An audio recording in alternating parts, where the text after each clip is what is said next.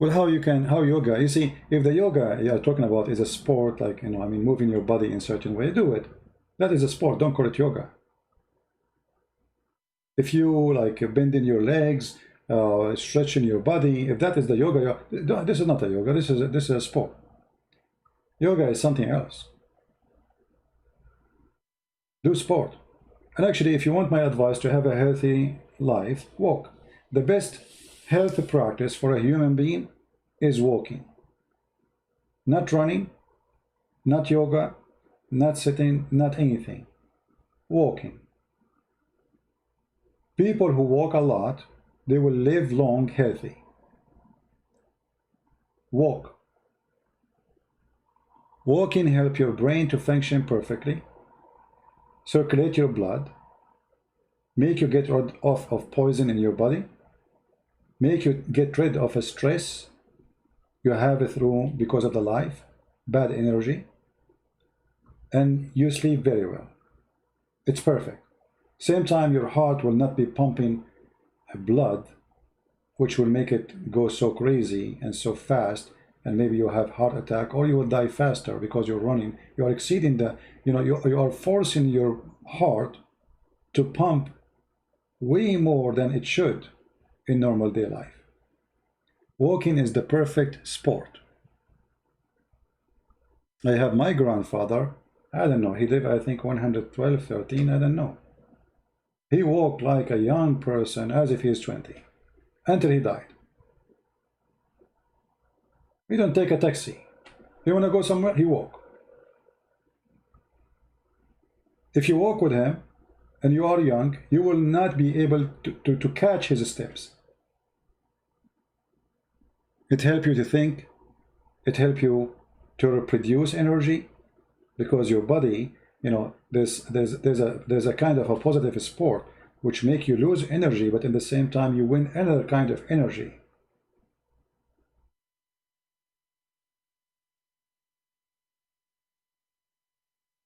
You do not need yoga.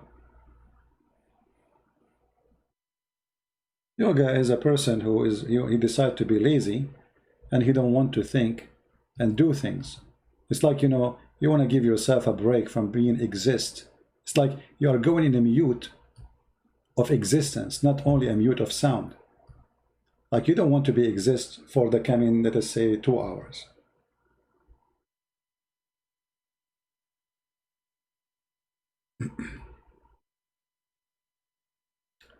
Uh,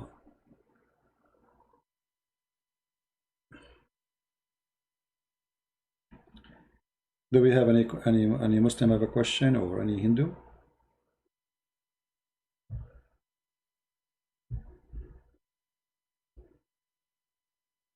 Anyone? So the conclusion of what we are saying today, that those who claim to be teachers, examine whoever, anyone, he tried to teach you something. Teacher, there's two kind of teachers. There's teachers who they are claiming the profession, and they are claiming a title of teachers, like a sheikh, a guru, even a Christian like a bishop. So you are claiming a title. Be aware of the title, because most of those who have titles, they don't belong to that title.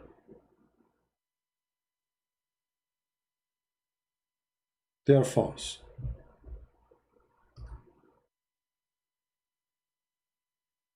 Very false. Any question?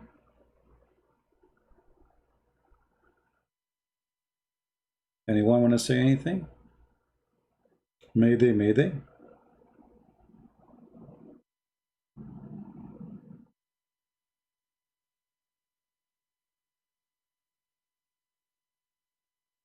And like you will notice that yoga is a kind of a popular between people who they have like luxury of life. Like a Hindu or a Buddha priest who don't work. People, they work, give them donation, they eat. Like when I was in Asia, I saw some Buddha priest, and I saw how selfish they are. There's people begging for money all over the place. Women, they are working in prostitution in Thailand. The Buddha, they walk by and they bless everybody and take donation. So this is your job in life. They eat, they pray to Buddha, they collect donation, and they don't care what's happening in the country. Those poor girls, aren't they all your daughters? Where is the yoga? Shouldn't they get help? Human trafficking? Isn't it hurting to see young, beautiful girls used and abused for sexual entertainment?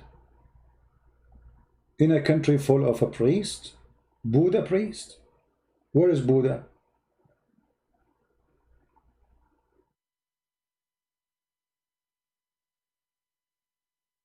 You know what I mean?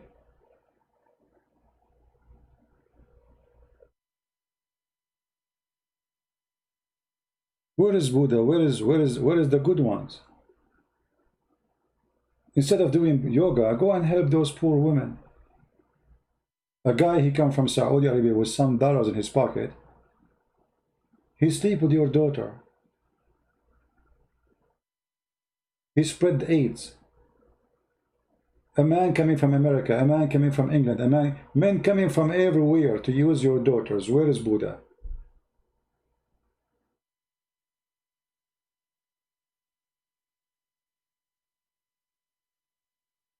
Someone was saying master seed is significant and not in the Bible. Okay, is he a Muslim? The one who was saying that, Maxarak, the one who's talking about the master seed. Is he a Muslim?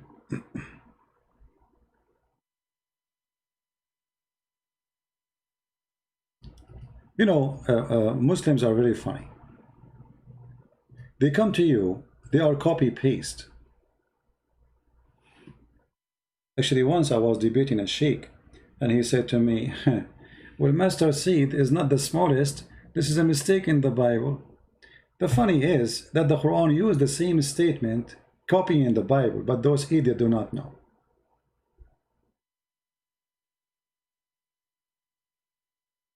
It was a Hindu, no problem. You see, when the Messiah, he said, a master seed, he's talking about what people have in their houses, not something they do not know. What, he will tell them about electron and a neutron? Is that how God, he speak to people? What they have in their houses, what they see every day. So what he will say to them, neutron, electron, proton, what they are expecting. And then people, how, this is a parable, so my people understand. So the purpose of it is not science. The parable is how I make you understand. So this is a very stupid argument. Very stupid argument. Because we go after the purpose of the parable, why it exists. Nobody was saying, and Jesus did not say, this is the smallest thing in the world. Nothing is smaller than it. This is the smallest thing in their world.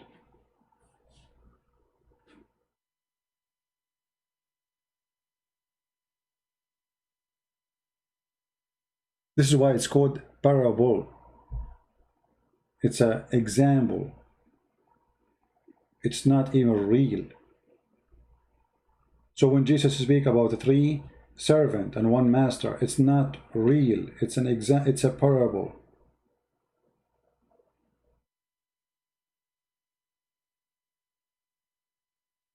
So, you know, when somebody trying to find something wrong in the belief of somebody, he can explain it as he wish. We don't do that. You see, when I was listening to this guru, I was listening to him to the end to see where this is going to end. There's no answer. Same when I debate Muslims, I show them their own interpretation. But if you want to debate me, you don't show me your own interpretation to my book.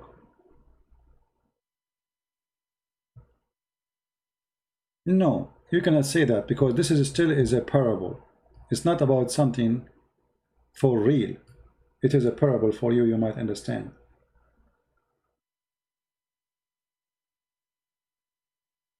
In the same time, how is going to talk about cars if they are not exist? Let us say we talk about things, but they are not exist, or people do not know about it. So how people will understand? Let us say I was in the time of Jesus, and Jesus says to me, the smallest thing is electron or proton. So what do I learn from him? What is a proton? I will be confused for the coming 2,000 years until somebody discover what is that. So then the purpose of the book is lost. The purpose of the book is to teach you, so you might learn something for your life, not to wait 2,000 years to discover what it's meant.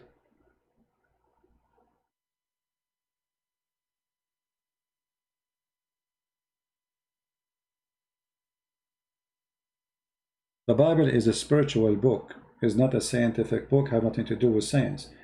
When an idiot, he just asks us, explain to us the virginity, or sorry, the virgin giving birth. This is not scientific. There's no science accept such a thing. We Christian, we accept it. We don't follow science. We believe in it. Why? Because we believe that God is almighty. He can do what nobody can do. That's why he's God. When we say almighty, almighty, which means all might of power, his power is not limited to our ability. His ability is beyond. So we don't care what they say, and we don't claim that the Bible is teaching us science, and it's not a book of science, and never meant to be a book of science, and it should not be a book of science.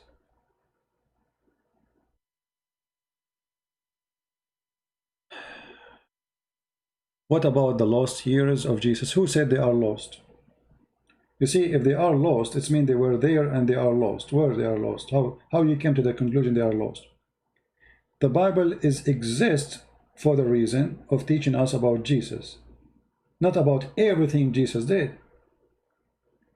Imagine if we are going to write down everything Jesus said since he was born.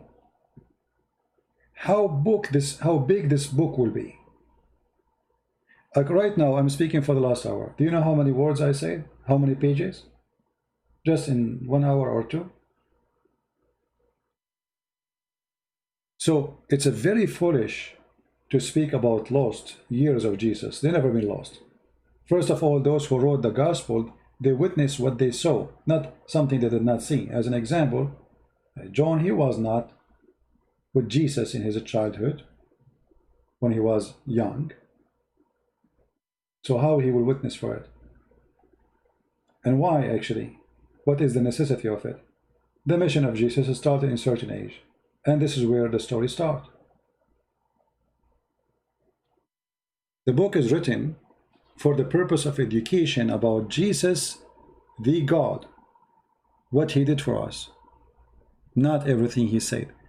Let us say somebody will say to me, in the book of Genesis, the Bible speaks about how God created the earth.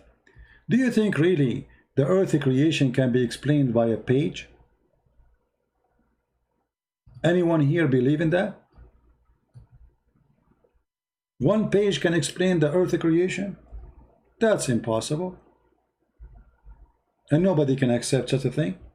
But we accept the book of Genesis because it's not meant to be a scientific book to tell us all the details. If the book will write even how the eye alone, just the eye of a human, or an eye of an insect, or an eye of a fly, is created, you need thousands of pages. But if we go in the Bible, we see in the beginning, God created the heaven and the earth was without form. Very simple words. An easy layout story. It's not meant to be scientific, presenting science. It's just about everything created come by God. Otherwise, if God, he want to give us how he created the manual of creation, we should have a books of millions of pages. We have trillions of species of insect. So imagine each one of them need a book. You know what I mean? So people, when they, you know, if they try to refuse something, they refuse it.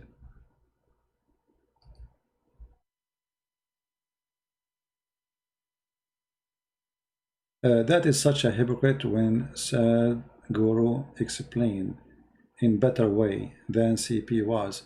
Mr. Avi, do you like to call me and explain to me what Sadhguru said? Guys, Avi is a Hindu, obviously, and I played all the video of Sadhguru and we got no answer. Do you like to call me and tell me what is the answer in the video of Sadhguru? Can you do that? I will open Skype just for you.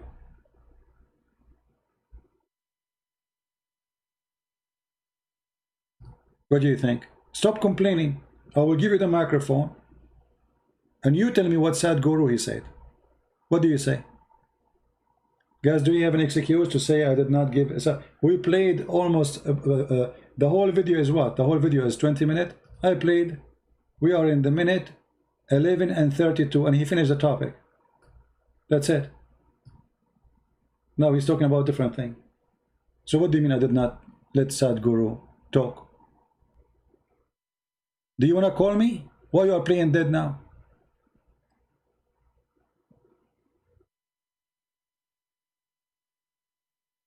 What do you mean show us verses about what you said about regard? What is that? What verses mean? What do you mean? Like what? You see, look how he changed the topic. A second ago, Sadhguru, he explained, and now he switched. You don't want to talk about Sadhguru no more.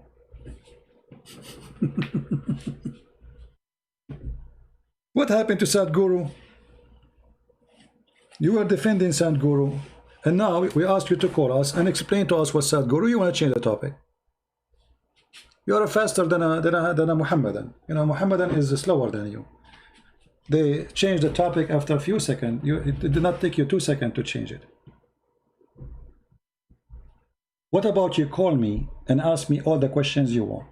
But starting with what Sadhguru answer was about where was my karma before my existence.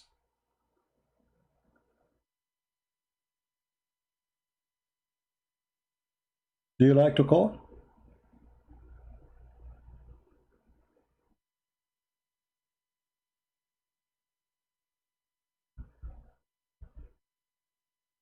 So why you are complaining? Here we go. You yourself, you cannot explain.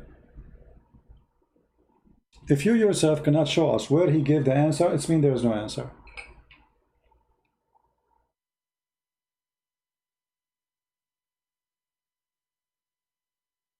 My friend, I don't care what he think. Attacking Sadhguru is attacking Hinduism. Who care?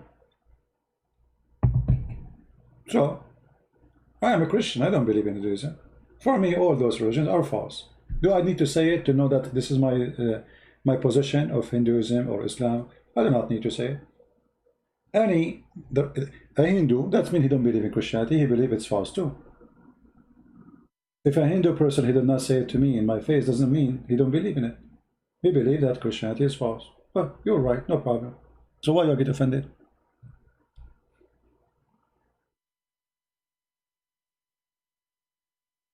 No problem. If you tell me when you are ready to call me. No problem.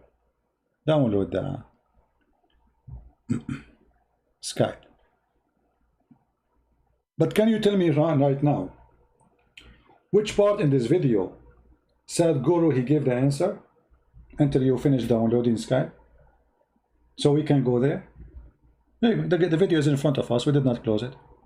Which minute in the video Sadhguru he gave the answer for the person who gave the question? Do you know where he gave the answer? Or talk is cheap?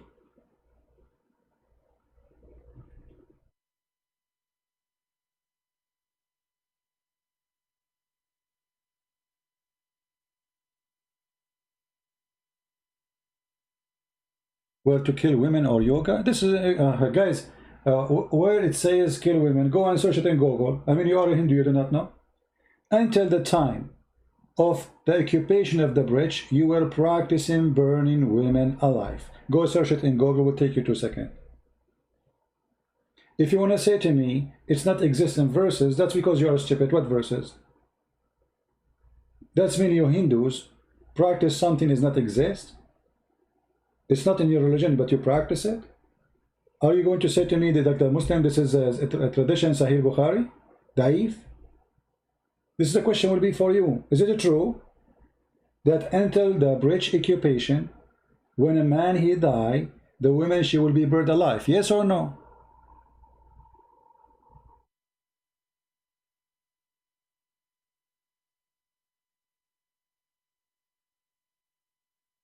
And the funny, Mahatma Gandhi, he said to the bridge that they are, they are not Christ-like. So you are, how come Mahatma Gandhi did not speak about burning women? The one they speak that he was a great man. Where was Mahatma Gandhi? He was waiting for the Christian to come and save the women from being burned alive. Actually, this family, the Gandhi family, is a represent of the Hindu religion. They are the Brahma, and the rest are down. They are the gods of India.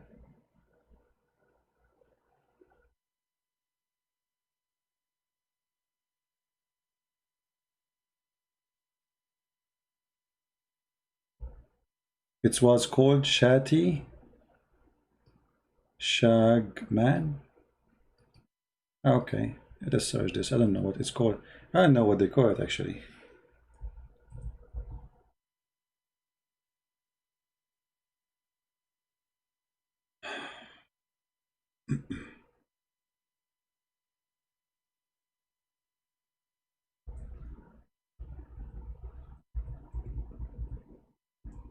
Did you download the Skype, Avi, or not yet?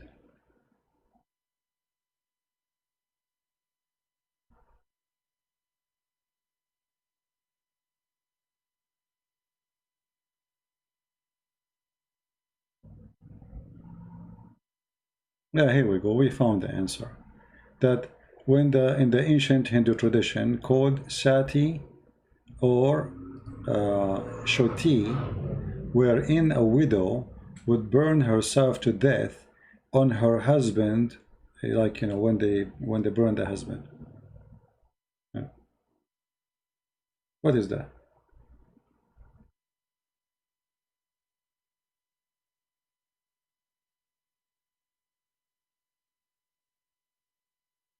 In which logic we can accept such a thing? That a man he died, the woman burn herself next to him. Regardless if you force her or she do it. But you made it a tradition. That's mean if there is a pressure on her. If she don't do it, she is the bad woman, obviously. Why she have to burn herself? I mean, what this is about? And burn herself alive? I mean, this is evil. Like, did she commit a crime as a punishment? No. That just the husband, he died.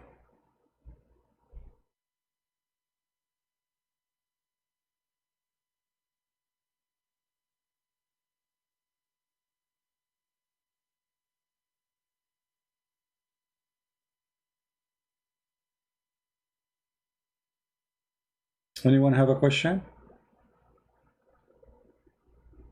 Avi, I don't care if you have a scriptures or not. I am not a specialist in scripture of the Hindus, because simply you Hindu don't have a scripture. Since when you have a scriptures? You have 36 billion God. Which scriptures you are talking about?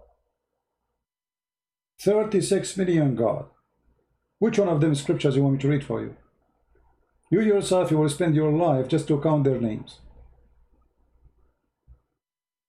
36 million.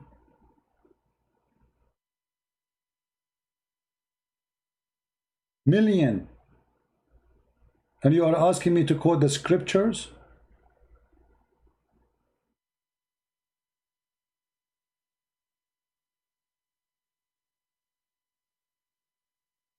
And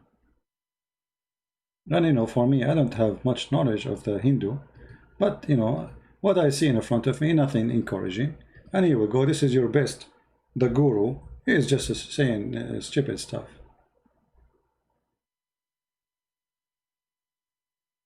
And actually, here we go. Somebody he posted for you the verses. It's called the Vishnosamarity, chapter 25, verse 14. And that's what it says.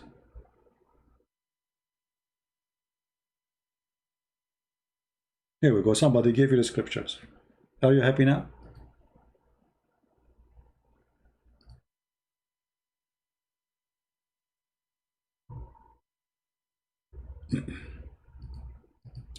Most of Hindu believe in one God.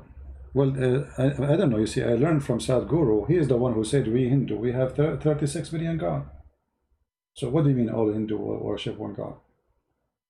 He said that. He said we are rich. He said we have 30 million God. We are rich country. You know?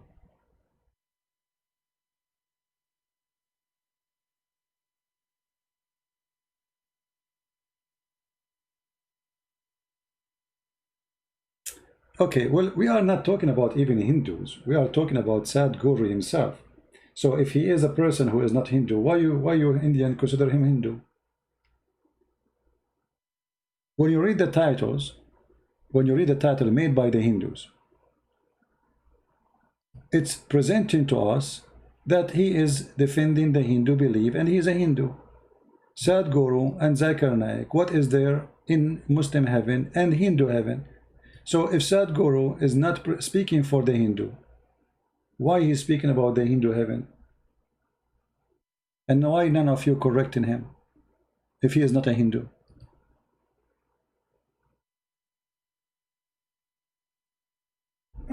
Somebody wanna call? Let me get my Skype. Hold on.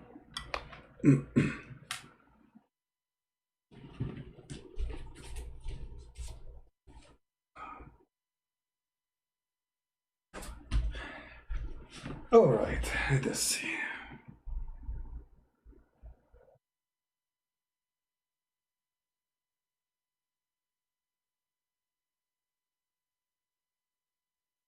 Are you there, Avi? Are you ready?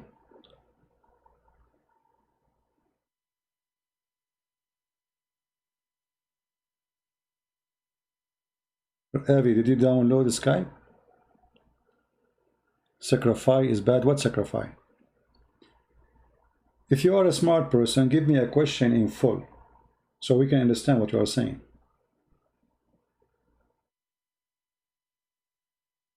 The word sacrifice have a beautiful meaning, but it can be something ugly. Like as an example, a father, he sacrificed himself for the sake of his family. That's a good thing. So what do you mean sacrifice is bad? Can people make a smart question? Is it hard?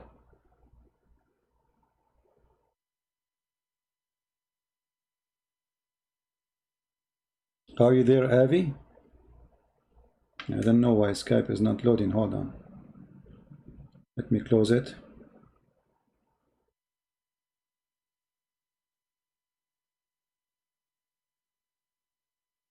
Okay, let's try again.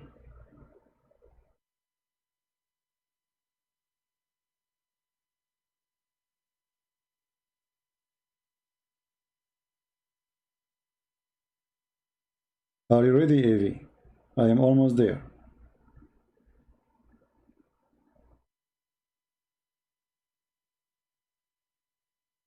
Call me, Avi.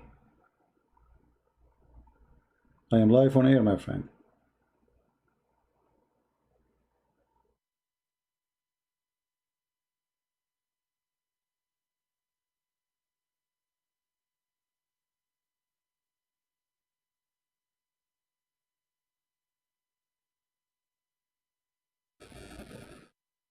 Brahman God in Wikipedia and show everyone.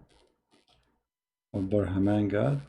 I'm not here to read about the gods of the Hindus. You know, this is not my target, but I'm just responding to this guy. Somebody asked him, you people, do you think he's a big shot? Look, there's a million view of this video. For what? He said nothing.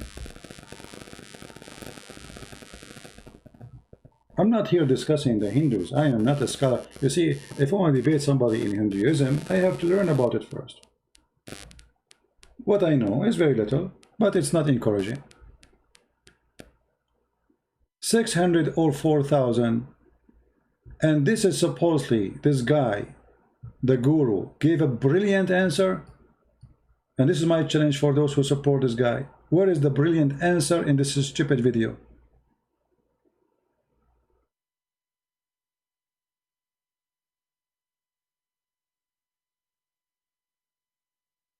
What do you think?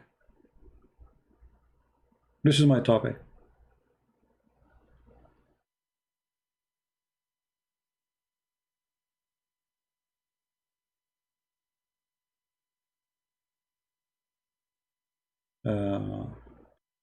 You are getting feedback in my microphone. How is that? Let's see. What about now? So what happened to this guy? Over here we go. I am in Sky.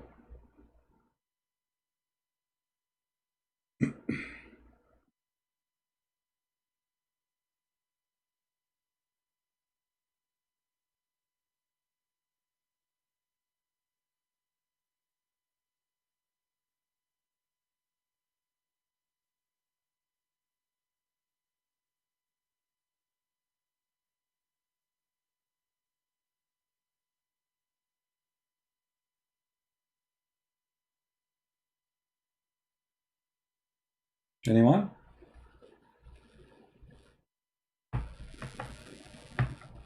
Yeah, I fixed it. I did say inshallah. That will fix anything. Anything you have, you say inshallah, it's going to be fixed. If you don't believe me, ask Sadhguru and Zakir Naik. You will notice that both of them, they present the same thing.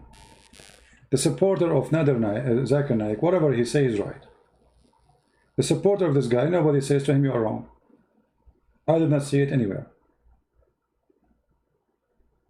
I mean, is it possible that everybody agree with everybody? With one person? Is it really possible?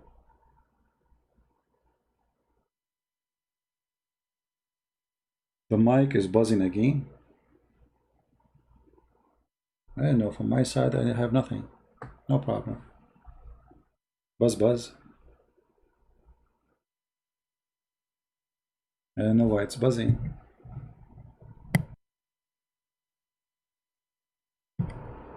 Okay, I think the reason it's buzzing because we were using buzzing.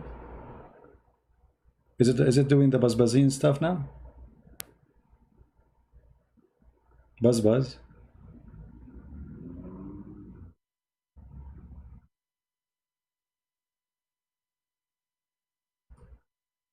Let us go back to zero, just for the comedy's sake. Waste your time, the decent thing for you to do is…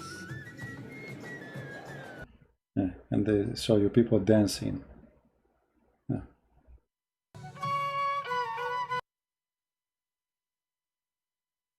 Okay.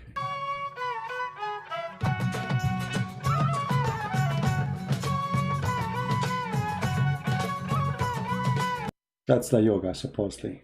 Okay, that's it. Okay. You know, there is a guy, he have a Christian sect in the Philippines. The same garbage. This exists not only for Hindus or Muslims. We Christians, we have false teachers who they bring their garbage with them. Let me find him. Hold on, give me a second. In the Philippines, this guy, he have a great, I mean, buildings, a lot of money.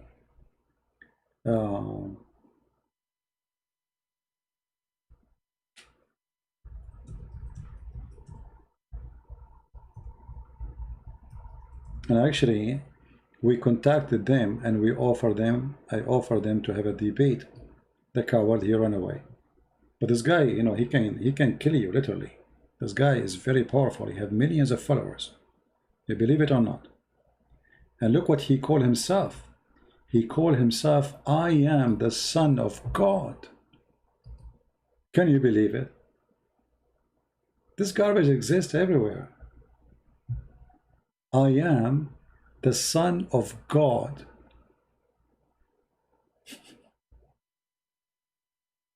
He claimed to be the Messiah. Palace. I mean, this guy is not only a scam, but a very successful scam.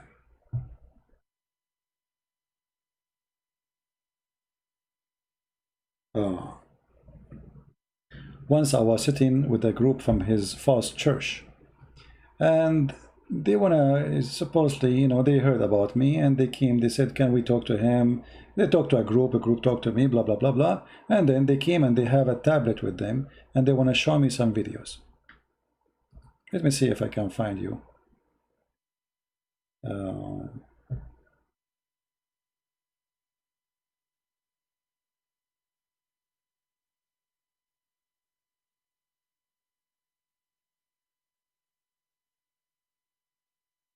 I will try to find something here.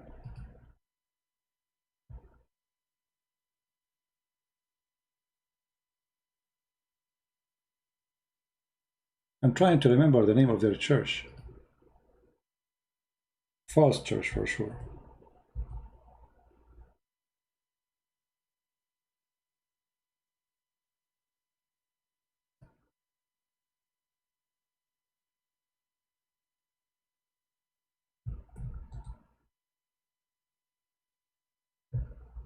Yeah, here we go. I found him, but I will try to find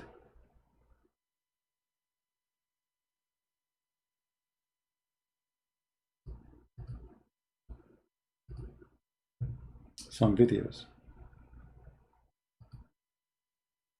If you go to their, if you see their videos, they have a very professional TV station, and always those who sing, they are very good looking, and the camera only in a very good looking women and handsome men. Not a single person in this false church is not good looking. So anyway, those people, they came to me and they were like asking me if I like, they invite me, actually, they offer me free accommodation, meet the Son of God.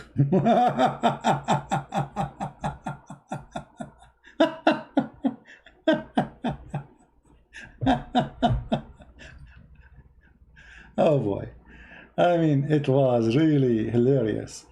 Anyway, actually, I was going to go, but then you know, Christians, they said to me, don't go, this guy is very dangerous. If he knew you're going to do something, you might end dead. You know, you have a big mafia. He's for sure he's a very false person. Let us see.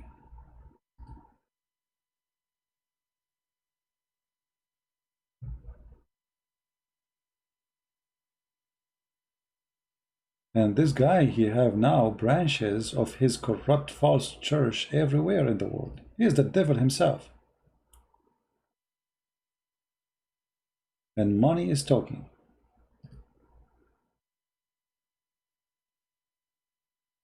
Money is talking. I will not be surprised if sooner or later they found that he is doing drugs like Muhammad. Let us see, somebody is calling. Hello? How many years you been in America, brother? Huh? How many years you been there? And you can't speak English? What you been doing there? Hiding, yeah? Hiding! Who is But the... all of these conversations you're having on Skype, you're hiding, boy! Who is the dog is talking? Mimi Hijab?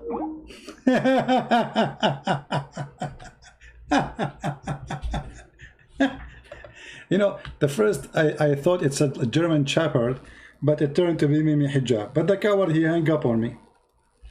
You see who is hiding? Son of Muta. Let us see. Son of Muta, like your prophet. How many years you live in America? You are hiding. I'm afraid of you. I mean, you are scared. Here we go. They are laughing at your God all over London. What you can do about it, you coward potato? What does that mean, hiding? Are you threatening me? Coward. You don't dare.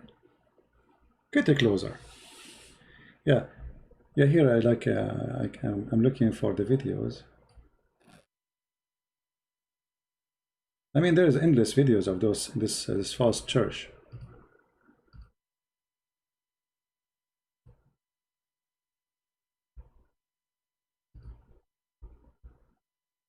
You see?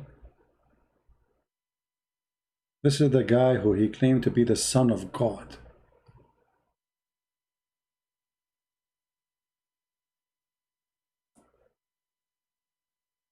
And every year he give himself a lot of buttocks. The son of God. Yeah, this is a recording of the coward Mimi. Mimi Hijab will never dare to call me. It is me who called him the coward, and he is the one who hung up like a potato. It's me who said to him in his face, I was quoting your filthy prophet, suckle me, son of Muta. And literally, they sound like a barking dog. Do you think one day any of those puppies, they would dare to call me? Here we go, my Skype is open, anyone can call me. And you are my witness. Why you don't dare to call me? As long as I am hiding. And how I'm hiding and they are posting pictures, they say this is me. Is that me or this is wrong person? Obviously it's wrong person then. So we are posting a stupid picture there. If this is not me, you coward, son of Muta.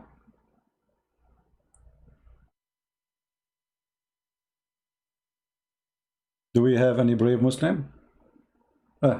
Brave Muslim, you're right.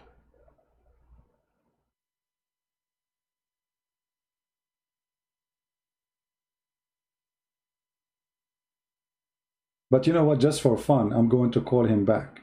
What do you think? We want to have fun. Let us chase him. He called himself a Christian prince eater. The coward is not he's not answering. He's a Christian prince eater. They want to eat me.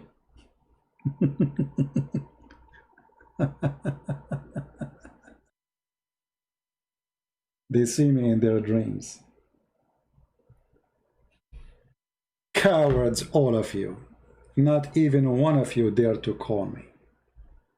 If yes, prove me wrong. I am the one who opened his Skype and he say anyone can call me.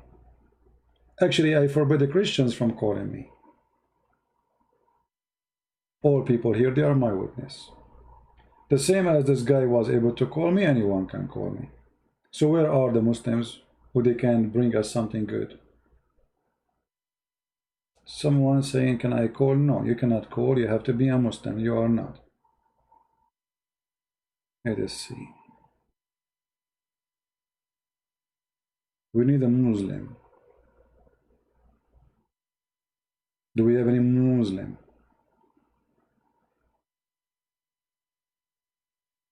Now this is a Muslim. This is the guy who left Islam already. I decided to leave Islam. That's wonderful.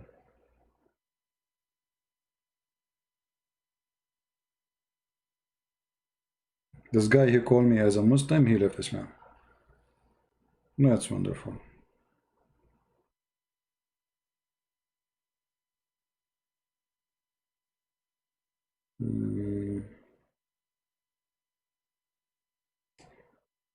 Islam Media.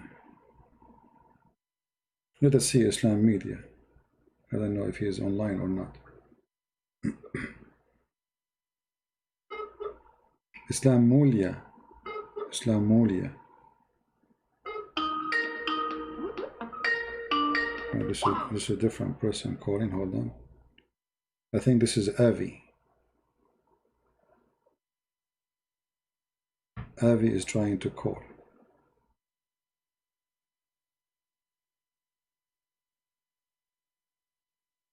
Make a normal call, Avi, not join call. I don't join call. What does that mean?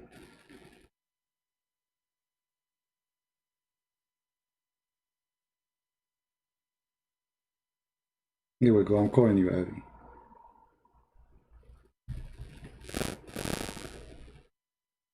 It's like internet is not good for Avi.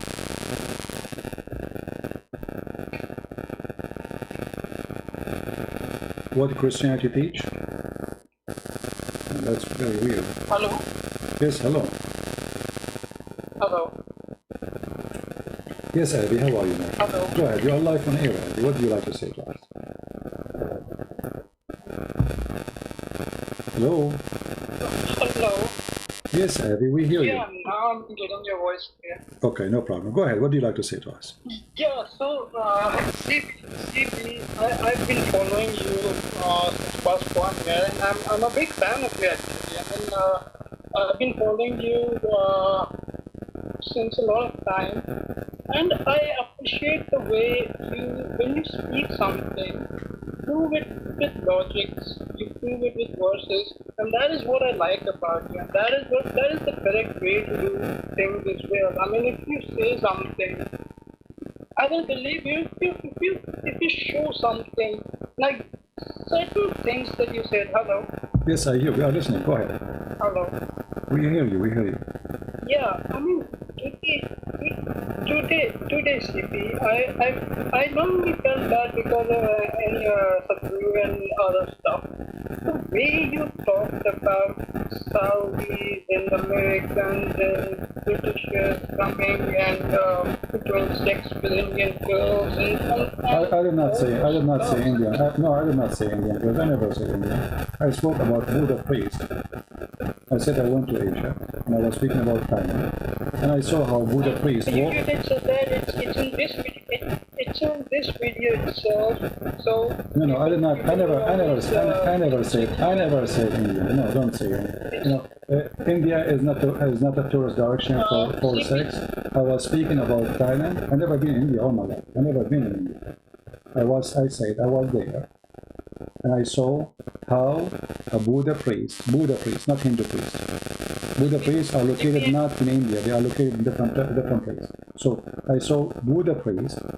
They are walking by with prostitution place, and all what they care for is collecting donation even from those poor prostitutes. Yeah. I hear you. Go ahead. I can't hear you. Your voice is echoing.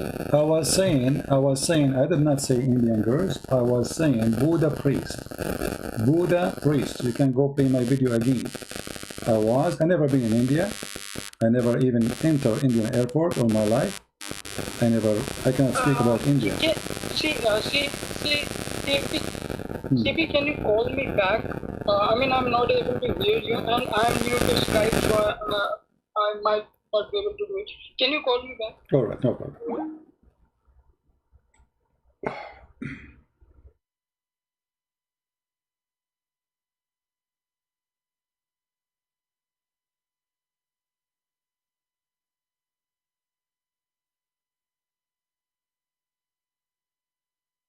Oops.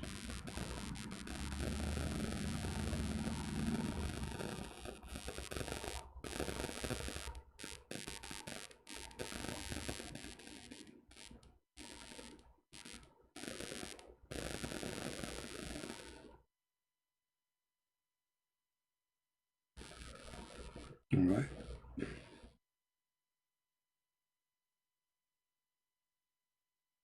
Send me a text message because for some reason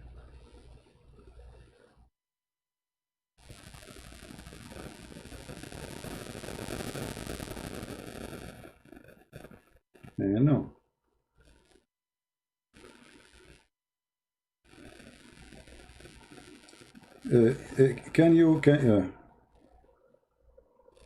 I lost you again.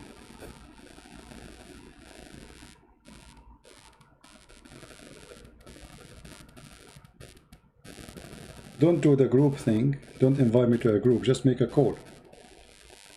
I'm calling you now. And don't use your camera.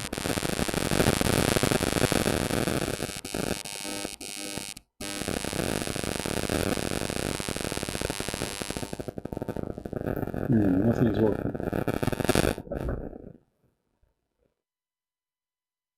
Hello?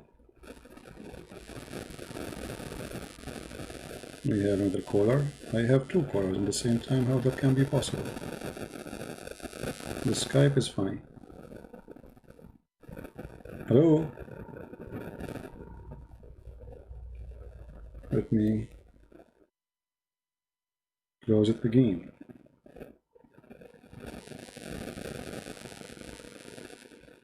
The Skype freeze. You received 2 callers for some reason. And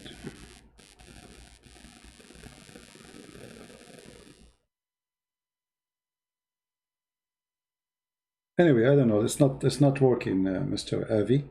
However, I did not say Indian girls, and it doesn't matter really if they are Indian girls or American girls or what. We are talking about Buddha priest.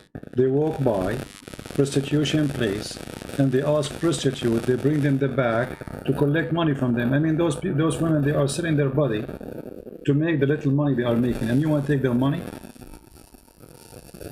So a man wearing an orange uniform, calling himself a priest,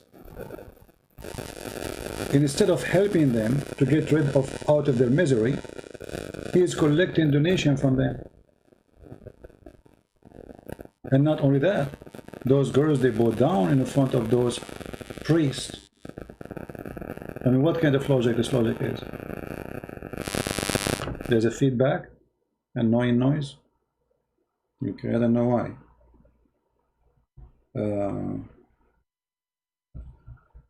Let's see.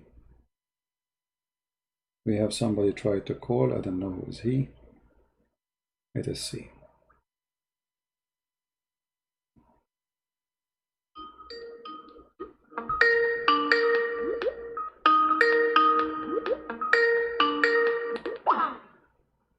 Okay. Well.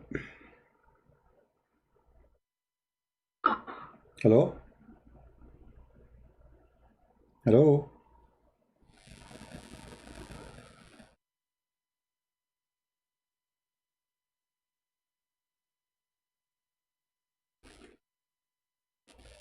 Hello?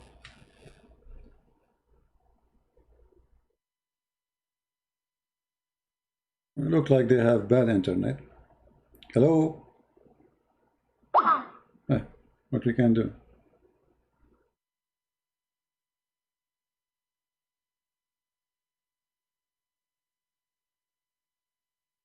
Let's try again.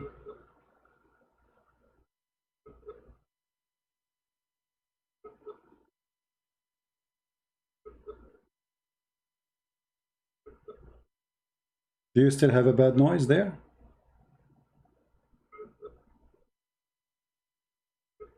See, I'm trying to call them, but it's not working. What I can do? It doesn't matter what, you know, a window burning things, if he's upset or not, my friend. I'm not against you. I'm against wrong things. You see? And yes, actually, we found the scriptures speaking about that. Or let us say what it's called, scriptures for the Hindu. You know? It's called Vishnu Simriti, chapter 25, verse number 14. So yes, it's true. It exists in the teaching of Hinduism.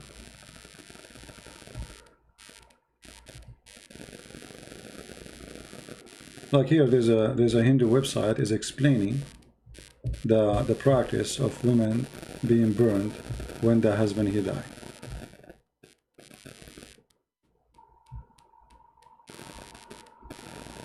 And if this is just a tradition, so why the priests allow it?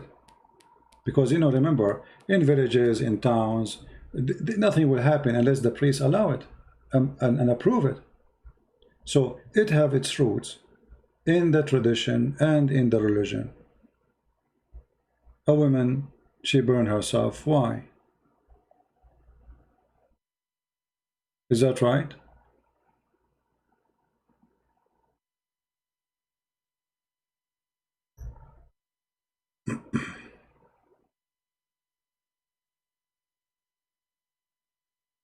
Let us see.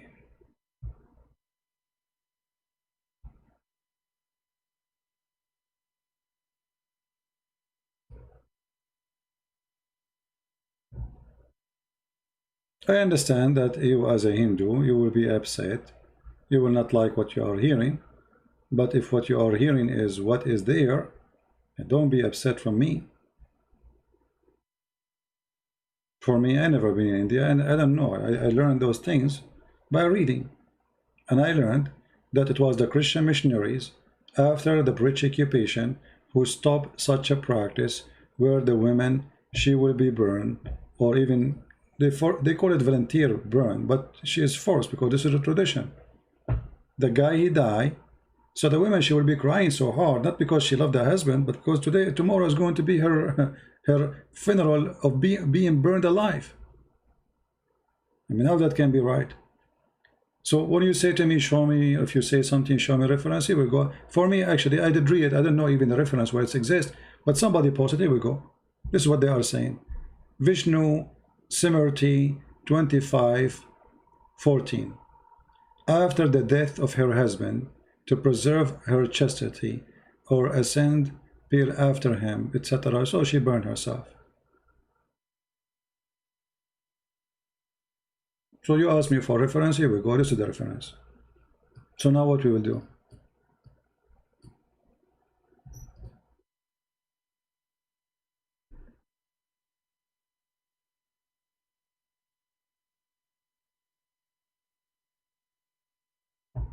Do we have anyone want to say anything?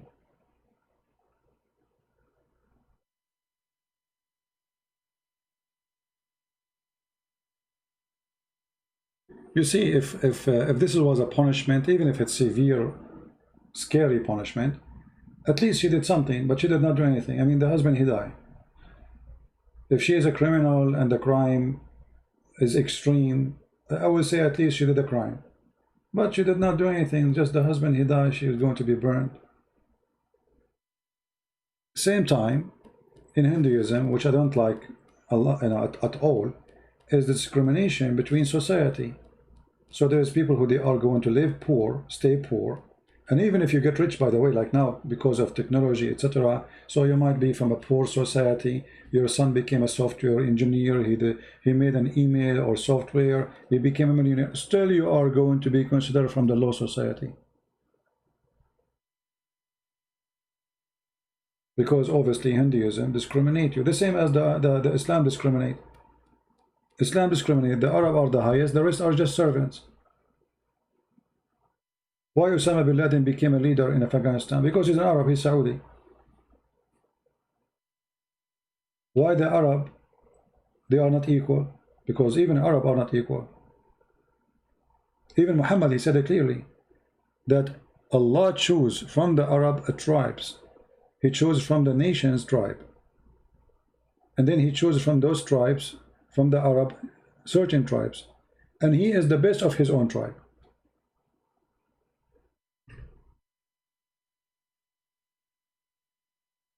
Right?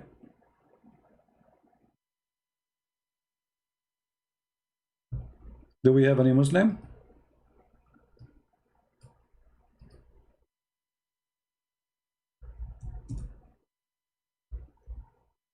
Allah chose Banu Hashim, and he is the best of Banu Hashim. That's the whole story. So he chose from the Arab Banu Hashim.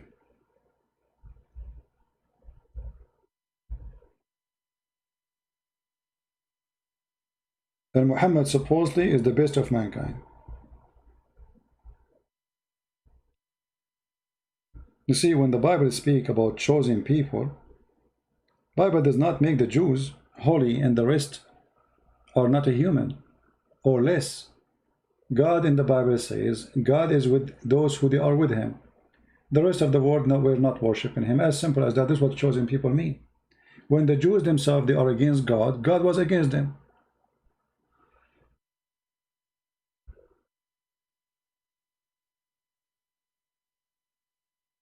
Huh?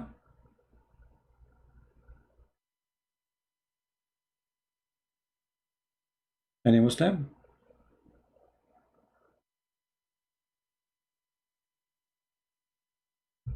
Who's a Muslim want to say something?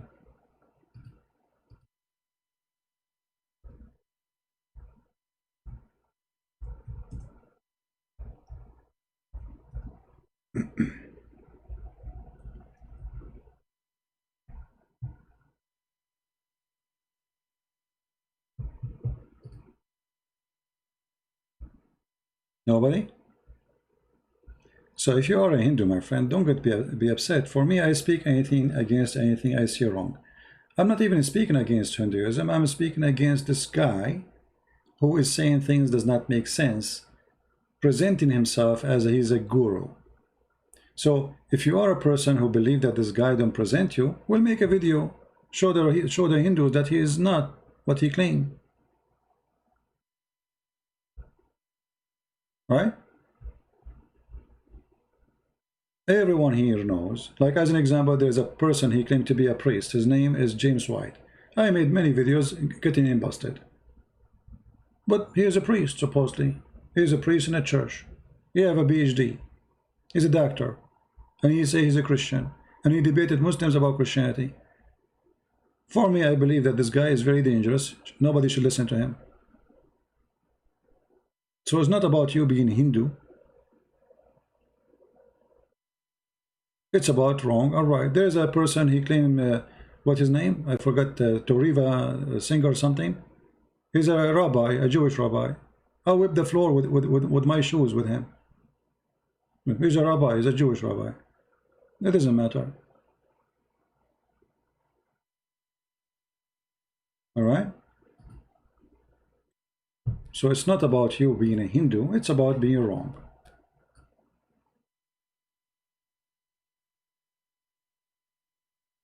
Anyone have anything to say?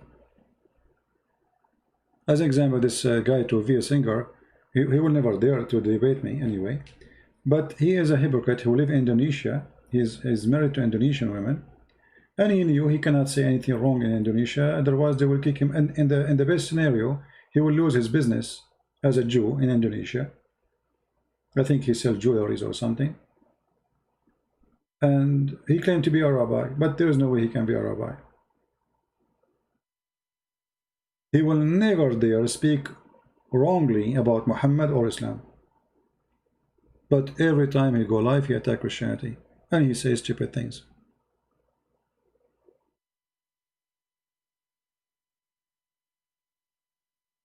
The Hindu have 5,000 God? Well, I don't know. I heard the Guru, Sadhguru, he says we have 36 million. He said we have 36 million God in the video. So I'm not sure if he gave us wrong information too.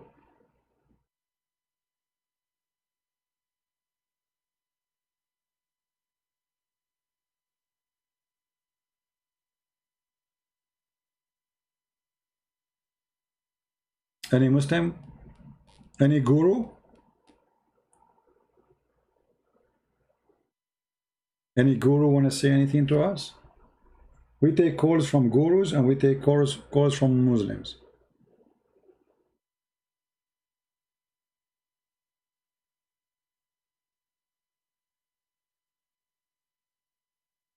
Huh?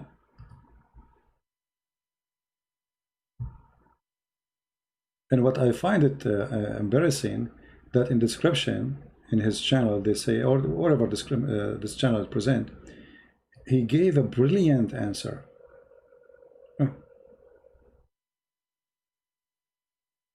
You are not calling, my friend. I hear no ring from you. I'm receiving nothing. There's a person, his name is Wanakaka Kokakaki, I don't know. Is that you? Let me call him.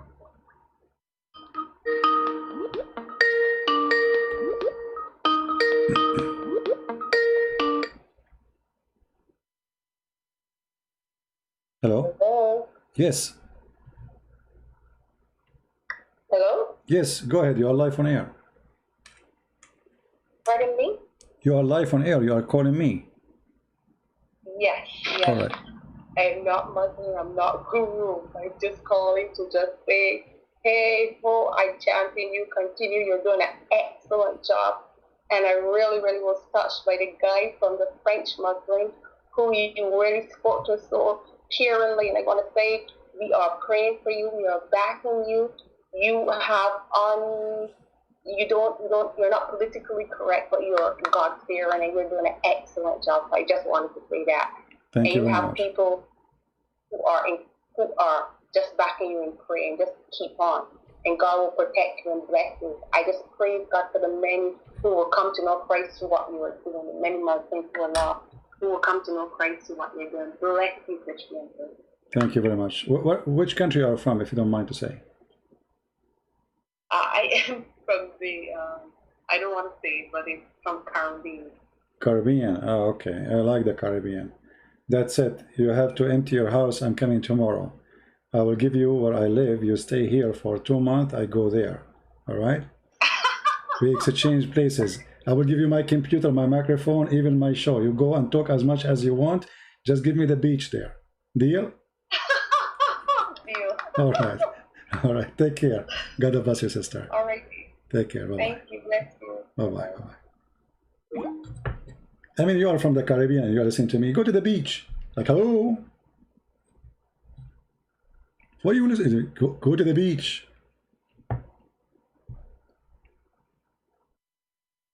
Instead of listening to the Sadhguru, this idiot talking nothing, saying nothing, go to the beach. You're living in the Caribbean, listening to me. I feel sorry for you now, actually.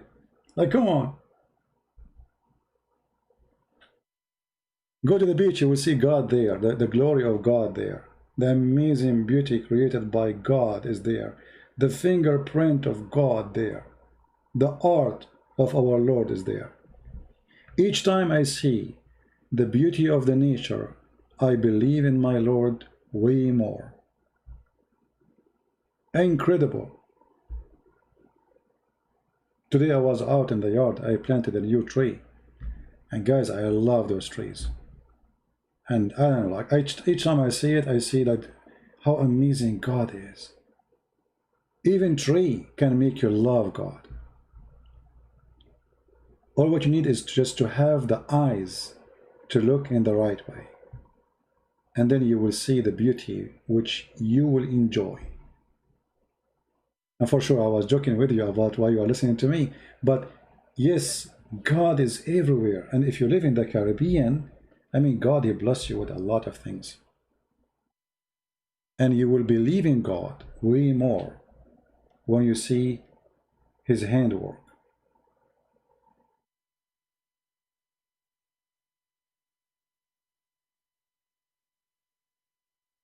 Anyone else?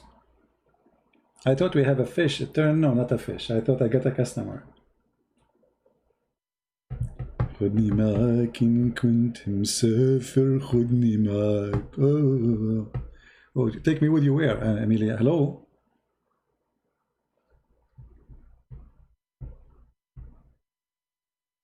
If I go, I will go alone. I will not even tell anyone where I am. All right. No, it's not the nature is true beautiful. It's God beautiful. That is not the nature. That is God. See, the beauty is the beauty of God, because nature is not beautiful unless there is a beautiful God. He comes with such a beauty.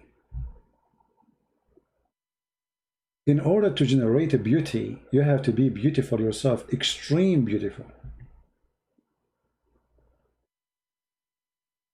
You know what I mean?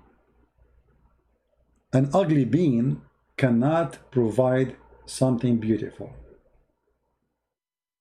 And the ugliness here is not about just about a look. It's about the structures, the design, the suitable design, how they fit together. Each time I see the sky and the cloud, I love to look at the cloud. I love the cloud, especially when the cloud they are down and they have different color. Like sometimes the sun hit the top of the cloud is so white in the top, and then it go a little bit darker and darker and darker, and that lighting is a piece of art. The lighting alone is an amazing art. So if you are a person who don't want to believe in God, shouldn't you ask yourself how this beauty come to exist? Is it really an accident?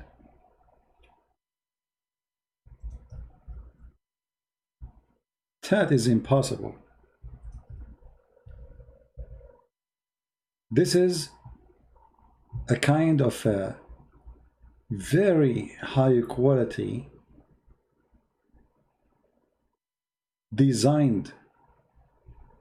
I mean, look at this cloud. I just searched for a picture. Let me put it for you on the screen.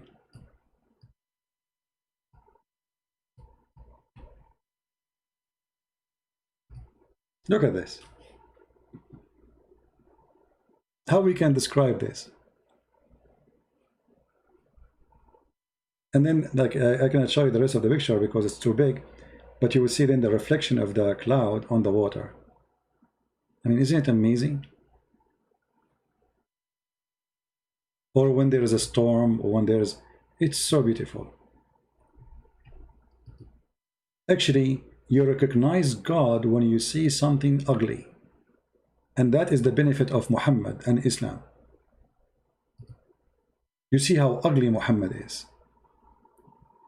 And you see how filthy Muhammad is. And then you remember that we need a savior from the ugliness of someone like Muhammad. Otherwise, we will lose all this beauty. So sometimes even ugly exists for a reason. If there's no bad, we will not know what good.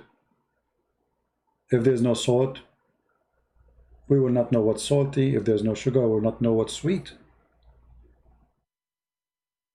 Everything adds to us more knowledge and more understanding.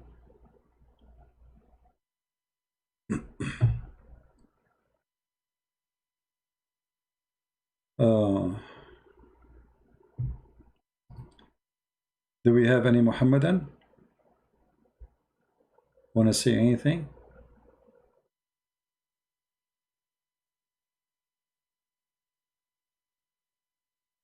Yeah, you know, whatever this Sadhguru, obviously this Sadhguru is sad, you know. Obviously he say things, it's philosophy, and he bring his own philosophy and he mix it up together. And actually, if you watch his videos, he say things contradict what he say in previous video. He's the same as Muhammad somehow. But you know, people, they like to listen to those who they have, let us say, skills of talking, but in the end of the day they teach you nothing, and you cannot take anything against them, supposedly. But not for me. I sent you Ivy Skype. Well, he wasn't, he's in, you know, he called me, I was calling him, but it's not working. You do not need to send me Ivy Skype.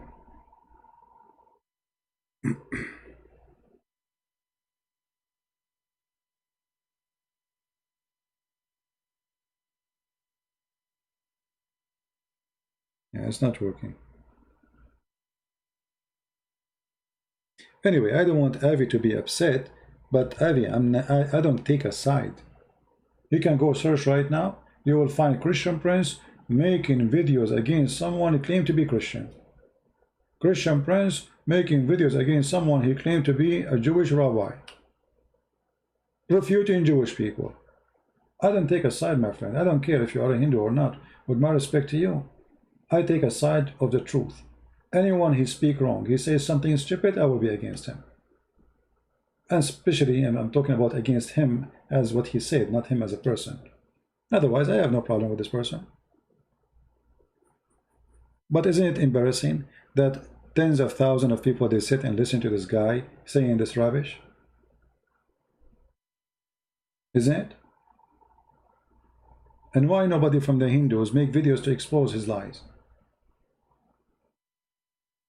Do you really accept as a Hindu what he said? That there's no creation, there's no creator? Is that what you Hindu believe? So what the word God mean for you? If there's no creator, that means there's no God. So what God? What is this word idea of God then? What make him God if he created nothing? You know what I mean? When this guy in the video, he made it clear that there's no there's no creator. Then why you believe in God? Why you claim that you have God? And what is God then? Is God is somebody like he is an officer working for a company or something for you? Because this is what he said. If we go right now and we listen to the video again, you know, which is boring, I don't want to annoy you, but we can listen to it again. You will find that, you know, the answer is very silly and very stupid. There's no God. But yet he said we have 36 million gods, 36 million. So what is God then for you?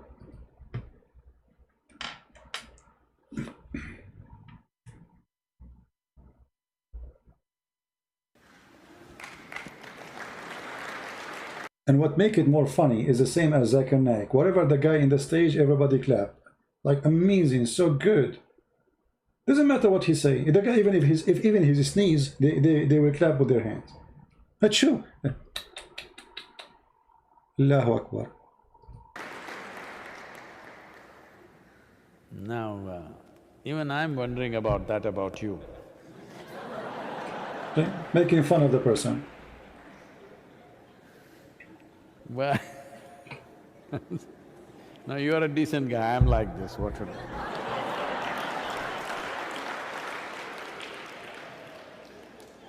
The one is asking me, Battle of Abu Bakr. What is Battle of Abu Bakr? What is that Battle of Abu Bakr? Make it clear. Let's take that question further back. It's not just about your birth. Well, in the yogic culture,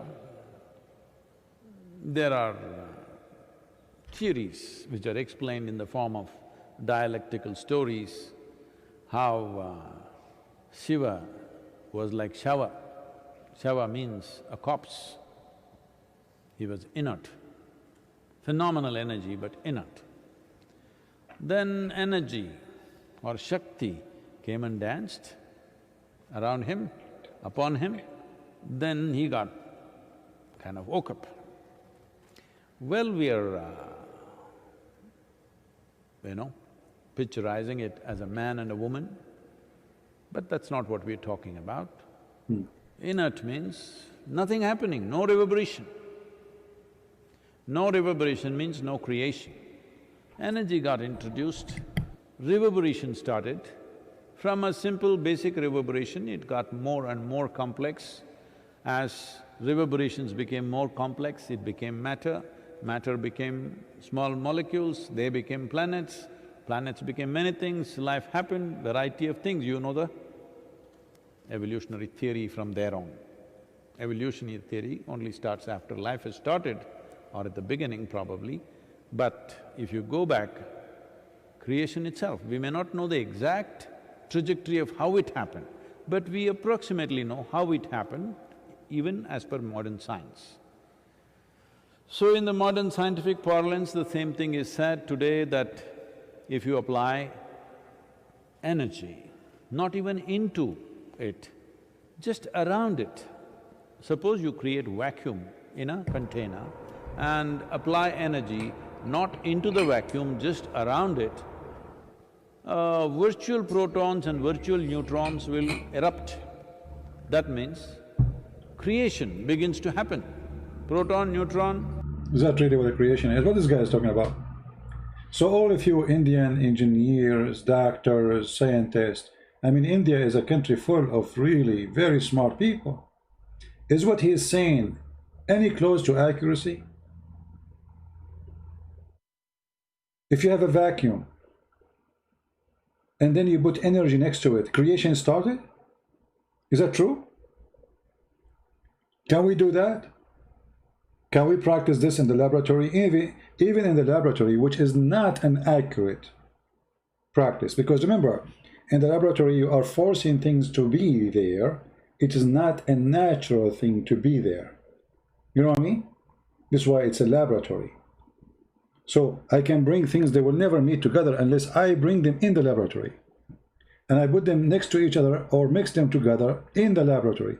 But in real life never happened. So it is true that in the laboratory, if I bring energy next to a vacuum space, creation started?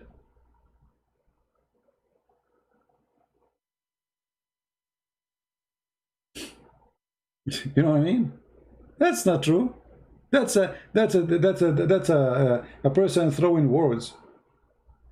And if you go back in what he said about the creation, you would die laughing. No, even in laboratory, they were not able to do it. You see, they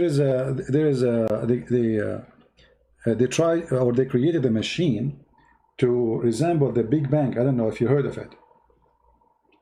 Cost them I don't know how many $1 million. I forgot which country. I think in maybe Norway, Sweden. I forgot. It's in Europe.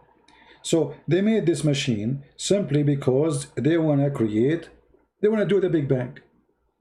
After all the money they spent, they could not create even electron. They created nothing. Right? Nothing.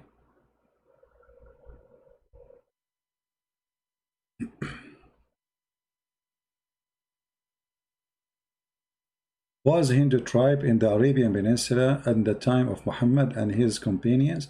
I believe strongly that the Arab are Indian. There's nothing is called Arab. I believe all the Arab are originally Indian. And I can prove it to you very easy actually. As long as you're asking this question. If you look at the map, you will see how close India is from Saudi Arabia. Very close. Extremely close. But I will prove it to you in a different way.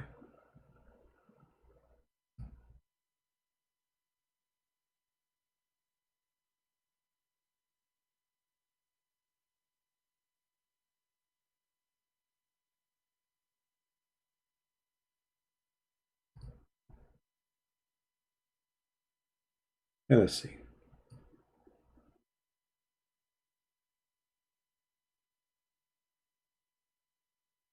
Take a look. If you see this guy in Pakistan, are you going to notice that he is an Arab or he is a Pakistani? He is from Pakistan. He is 100% from Pakistan. Those are Indian. There's nothing is called Arab. Their hair, their mustache, their skin, their height, their body shape is Pakistani Indian shape. And Pakistan is the most one, is so close to Saudi Arabia. So I believe strongly that those who they are called Arab, those who live in the desert, Arab mean people who live in the desert. You know, it's not an ethnic. It's not the name of an ethnic. It's an Aramaic word for desert. You see, the word Aram mean the one who live in high place. So the sons of Aram, he was called this way, for he will live in high land. Those who live in the desert are called Arab, for they are living in the desert, which is Arab. So people being given names based on the location they are going to live in. If you go and check all the clothing for the people of Qatar, Bahrain, Emirat, Saudi Arabia, you will see it is Indian clothes. If you go and check the clothes of the people of Yemen, you will find that they are wearing Indian clothes. They have a sheet around their waist like a skirt. It's Indian, literally Indian. Those are new clothes. This is not really an Arab tradition clothes. This is new. The real tradition clothes is the skirt which they wear. Now you see them. You see this the abaya or the bisht. They call it the bisht.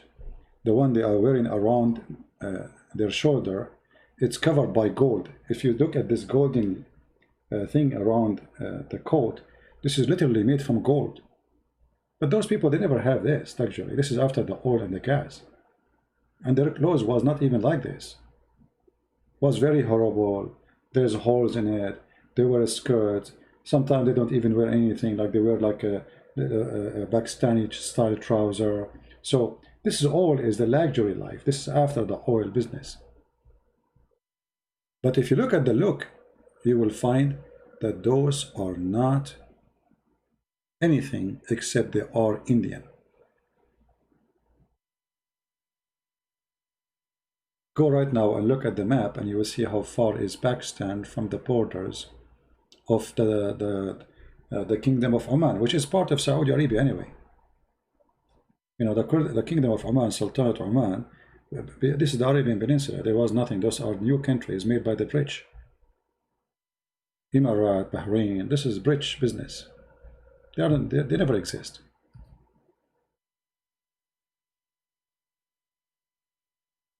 All right. So there's nothing called Arab today. Anyone who speaks Arabic, they call him Arab today. This is how it is today. But Arab are not an ethnic.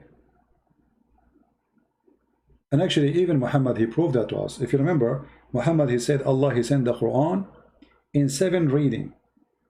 What does that mean? They say to you 7 dialect of Arabic. Okay, how different that they are, those dialect, to the point we need 7 dialect if they are one language. You know what I mean? If it is one language, why we need it in 7 dialect? I mean, if the difference between this and that is 1 letter or a pronunciation of a letter, what a big deal. So why we need 7 dialect? Because they are not one nation. If I go right now to Yemen, I will not understand what they are saying.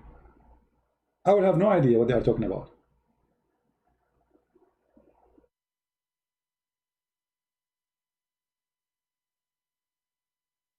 But they claim that they are Arab. So how come we don't understand them?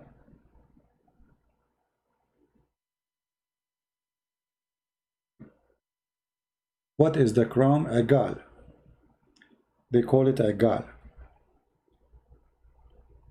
This is just to, it's a weight to weight up your scarf so it doesn't fly with the wind.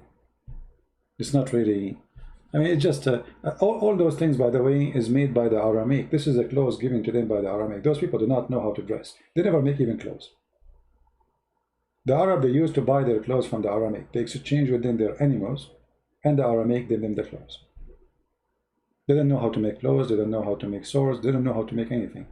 Even Muhammad himself, he used to go in trade business with all the way to Syria. And the trade business is very simple. They take animals, palm date fruits, whatever they have from the nature, and they exchange it in Syria with swords, clothing, jewelries, etc. Why the Saudi fight in Yemen? Because the Yemeni controlled by the majority, which is the Houthi. Houthi is a form of Shia. They are kind of Shia. So the Shia, they are taking over Yemen, and that is a big risk for the Saudi, who they are Sunni. Which means if the Shia of Houthi, they took over Yemen, that means Iran is in the border. That means Saudi Arabia is surrounded from many directions by the Shia. And that will be the end of Saudi Arabia. So if you look here at the map,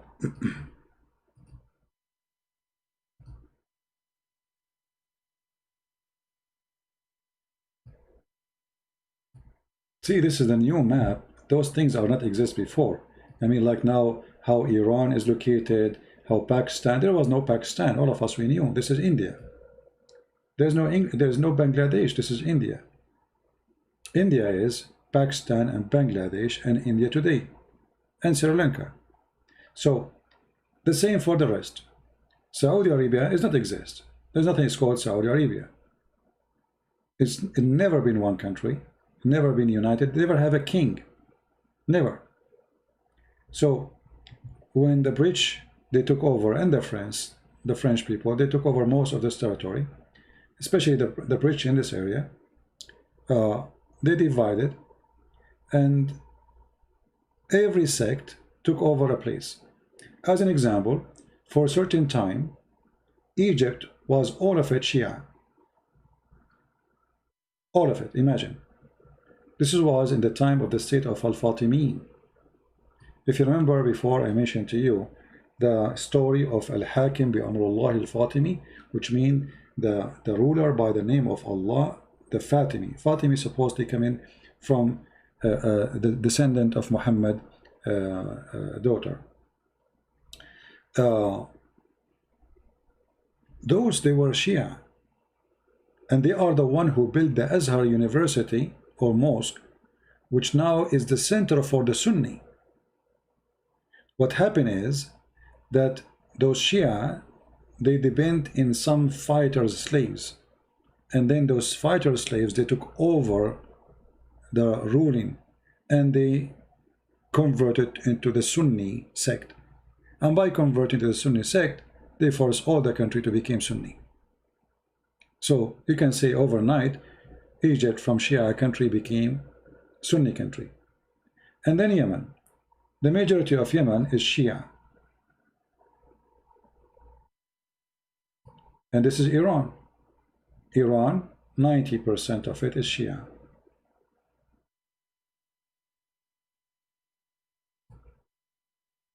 And this is Saudi Arabia. So now Egypt is not Shia no more. The Shia are minority. But Yemen have a great number of Shia. So now Iran is just a few kilometers. Actually, there's an area where it's not even 2 miles or 3 miles from United Arab Emirates, here in this area. You can see Emirat by your eye. You don't even need to go and take the boat to see it. So it's very close. And there's a great number of population in the state of Bahrain, the kingdom of Bahrain. He made himself a king, this idiot. So, and this is Bahrain here. The Saudi, they made a bridge between them and the Bahrain in order to let us say change the demographic population of Bahrain, so Iran cannot claim it later, because if the Shia are able to take over this little island, then this island will be so close to Saudi Arabia. It's just 1 or 2 kilometers away from Saudi Arabia. If you zoom in,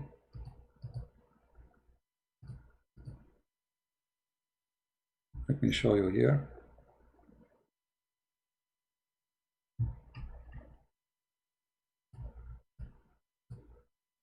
See how Bahrain is? This is Bahrain. And this is the bridge the Saudi they made between them and between the island. The majority of the population in Bahrain is Shia. This is why if you go to Bahrain, you will find that the police is not even Arab, they are from Pakistan. The king of Bahrain, he is bringing people from Pakistan who they are Sunni, and he give them citizenship in order to make a balance in his island against the population of the majority Shia. The people of Bahrain who they are Sunni, the native, they are a very small tiny number of minority, and the Shia, they can overthrow them very easy. So the Saudi, in order to solve this issue, they established this bridge. Let us zoom in. Maybe we can go in the ground actually. Maybe we can go in Google Earth. We go in the ground, let us see. I don't know if we can go. Here we go. See, you see how close it is to Saudi Arabia? This is the bridge. It's not really a big bridge. Look how easy. See? That's it. This is the distance between Bahrain and Saudi Arabia. So if Iran was able to control this area because the population is Shia, that means Iran can destroy. That's very easy for Iran. Now they will have a very front line on Saudi Arabia. You see it?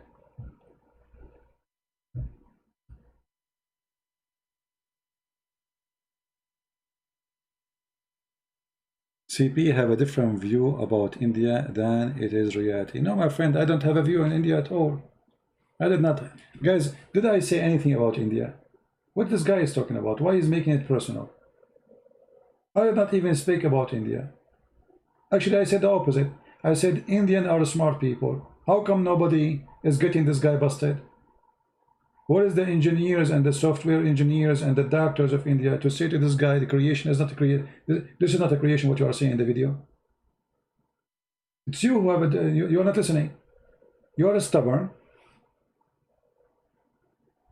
And you are upset just because you are Indian and you are Hindu. And whatever I say, you are upset. You don't want to listen. Even you said to me, I said that Indian girls, they do this and that. I did not mention Indian girls. Guys, I didn't say anything about Indian girls. What's wrong with you? I said I saw Buddha priest. I saw Buddha priest collecting donation from women do prostitution. Yet they will not help them. Buddha priest. Is Buddha priest or Indian? I never been in India. But you cannot handle the truth. It's hurting you.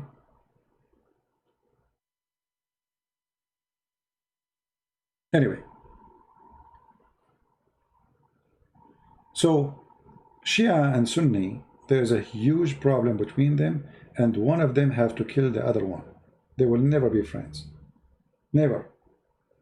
And Saudi Arabia, actually, the only reason for Saudi Arabia to be exist until now is, you know, the USA. Otherwise, Iran, they can occupy Saudi Arabia so easy, extremely easy. I mean, those Arab are no match to fight Iran. You know, remember, those are the Persian. Persia one day used to be the enemy of Rome, which means it was a super power. So they are no match in everything. The way they think, the culture, education, even population. So if the Iranian, they decide to invade Saudi Arabia, I assure you they will take all over Saudi Arabia in a few hours, not even in a day. The same as Saddam Hussein, he took over Kuwait in less than 6 hours. He attacked in the morning, by 11 noon time, he have the whole country. So now the Shia, they are extending their arms. They are building a military base to train militant fighters in Ghana, in Chad, in Niger, in Nigeria, in Mali, in Sudan, all over the place. And they have a huge population in the south of Lebanon, Hezbollah. And they have a great population in Iraq. So look, the things is getting really bad for the Muslim Sunni. The Shia, they are growing in number, and they are growing in power, and they are surrounding the Sunni. So this is Iran, and this is Iraq. Iraq was controlled by Sunni, by Saddam Hussein for a long time. And before Saddam Hussein was Sunni too. But then George Bush, he decided to change history. And he did. He took Iraq from the hand of the Shia and from the hand of the Sunni, and he gave it to the Shia. So now Saudi Arabia have a huge borders controlled by Shia. Iran have a huge control and authority over those Shia in Iraq. This is why we saw Trump, he ordered the assassination of one of the Iranian leaders in Iraq. What he is doing there? I mean, he is an Iranian military general. What he is doing in Iraq and Syria. Add to that, that Shia, they took over Syria for a long time. The Alawi, they are a form of Shia. And now Iran have about 200,000 soldiers inside Syria. Here. And Hezbollah too. So things is not getting good for the Muslim Sunni. There's Shia from behind them in this area.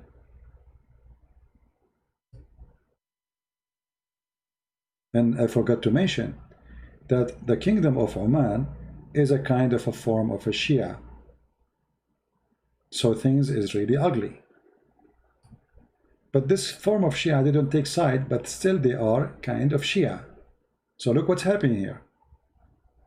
Emirat and Bahrain, Saudi Arabia, they feel the threat. The Shia is all over the place.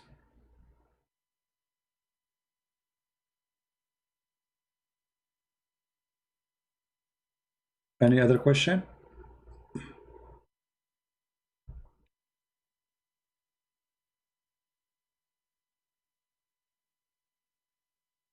Anyone?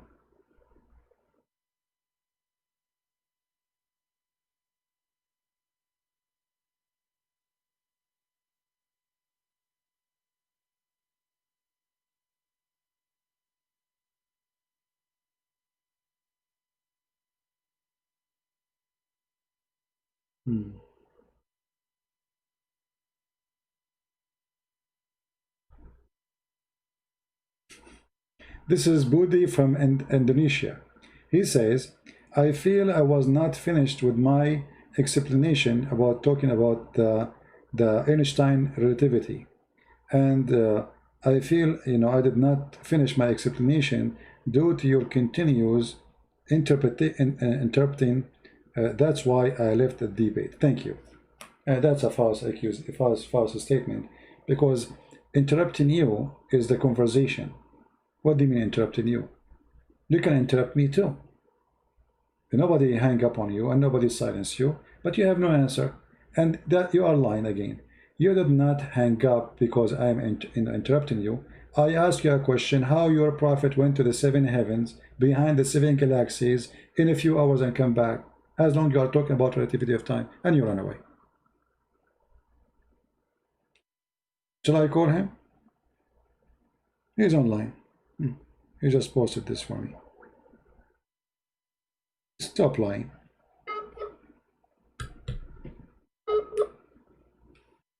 Have you ever visited Israel? No. I wish one day.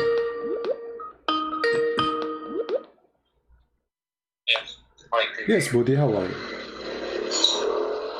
Hello. Yes, Budi, how are you? You said I did interrupt you? No, we are just having a conversation. If this is interrupting, that's really funny. If I say to you hello, I say hello back. This is interrupting. So you, just to remind you, you were talking about that there is a relativity of time, and this is about movement. And then I ask you, well, if it take 100,000 year, 1,000 years to go and 1,000 years to come back, then how your prophet was able to go to the heaven and come back in a few hours, and then you hang up. So what do you think? Meaning you mean regarding in the Isra Miraj, right? Not what? You are talking regarding Isra Miraj of the Prophet Muhammad. Yes, because we are talking, remember, you are the one who mentioned the word movement. You said to me that in the Bible, it speaks about 1 day for God is equal to 1,000 years of your time, correct? But you said there's no movement. Okay, so what is the point? The point is movement, correct? Yes. Okay, your prophet, he was moving in which speed when he went up to the heaven with the angel Jibreel, and he come back in a few hours? Yeah, it is right, because this is the Surat Al-Ma'arij. Al-Ma'arij means the way in the sky to meet the Allah. So if you read of the scientists already said in the sky there is a wormhole. Wormhole is just to make shortcut of the way in the sky. Okay. So if for example how many million years away this hole exist? How many million years away from us?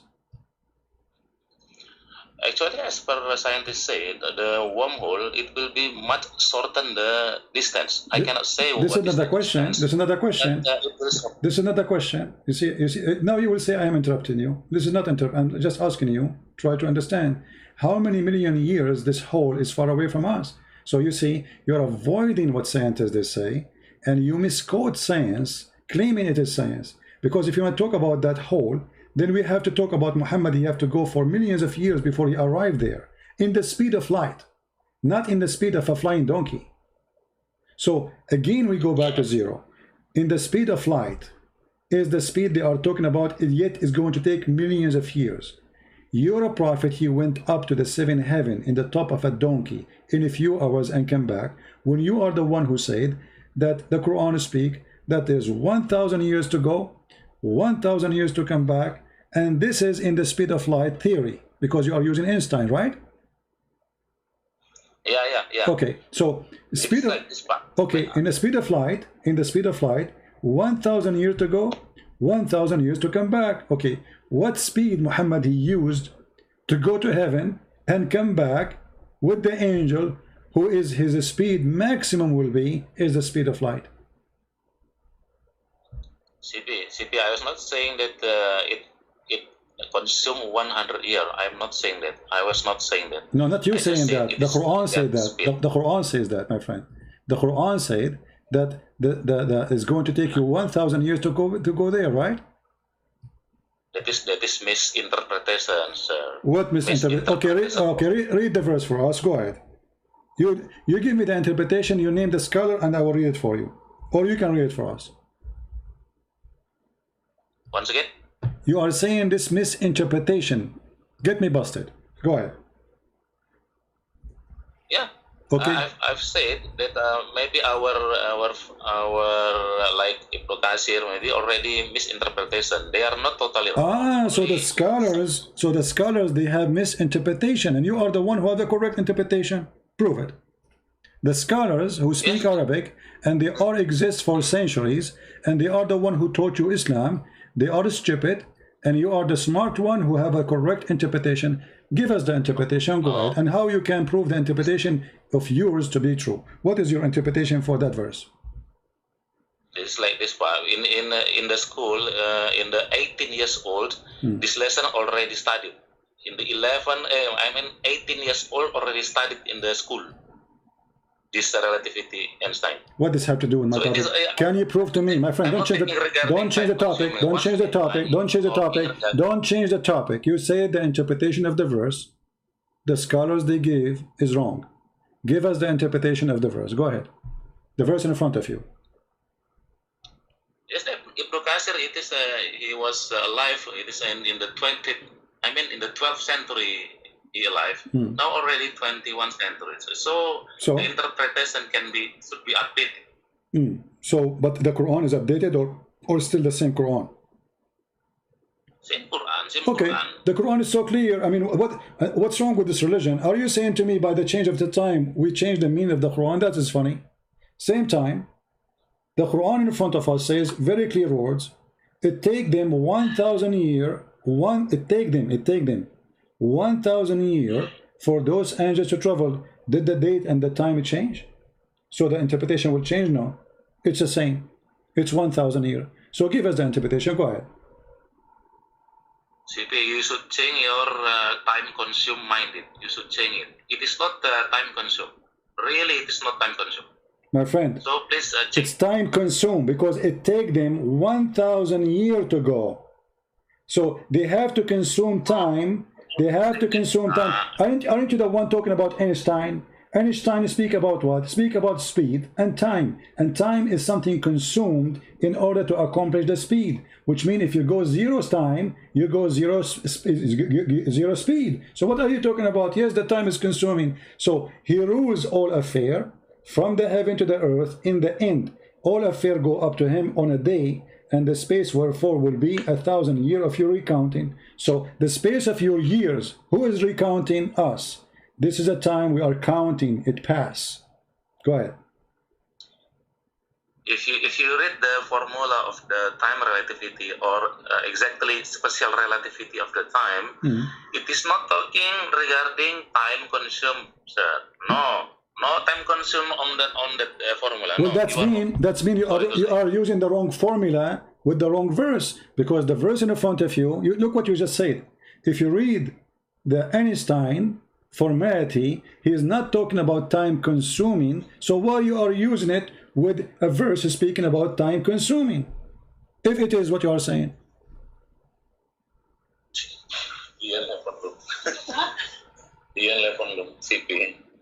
What? Once again, CP. Once again. It is not regarding time.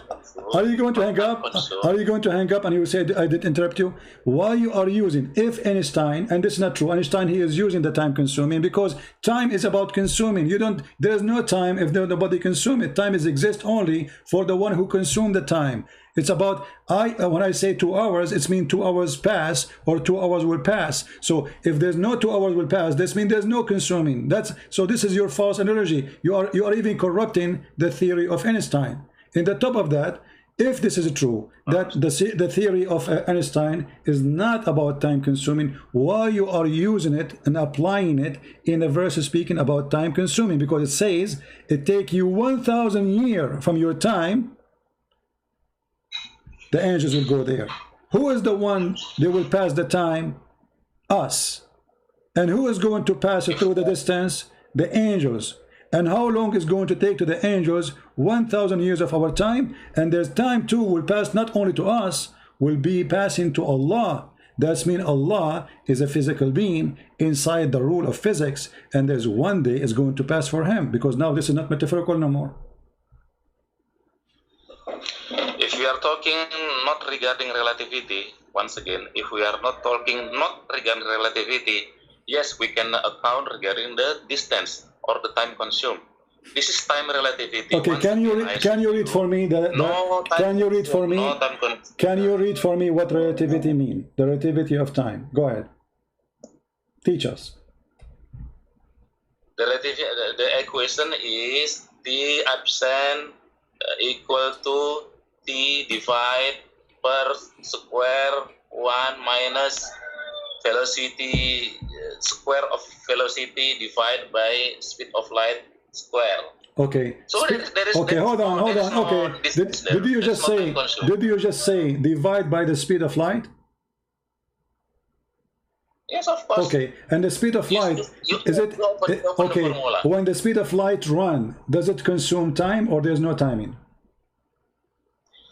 Speed of light, the unit of the speed of light is meter per second. I don't care about the unit now. I'm not asking you about the unit of the light. The light is not the timing, but when we are going to measure a speed, do we measure timing with it, or the speed have nothing to do with measure with timing?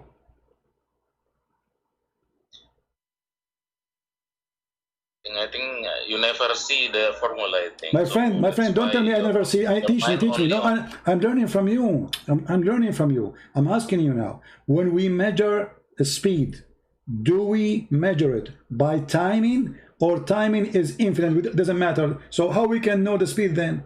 When the second you say speed, you are going to divide what? What does the speed mean? What does speed mean? What speed? When we speak about speed, is it about an object moving from a place to a place? And in this case, it's a light. Is that true? It's not the speed, not individually standby.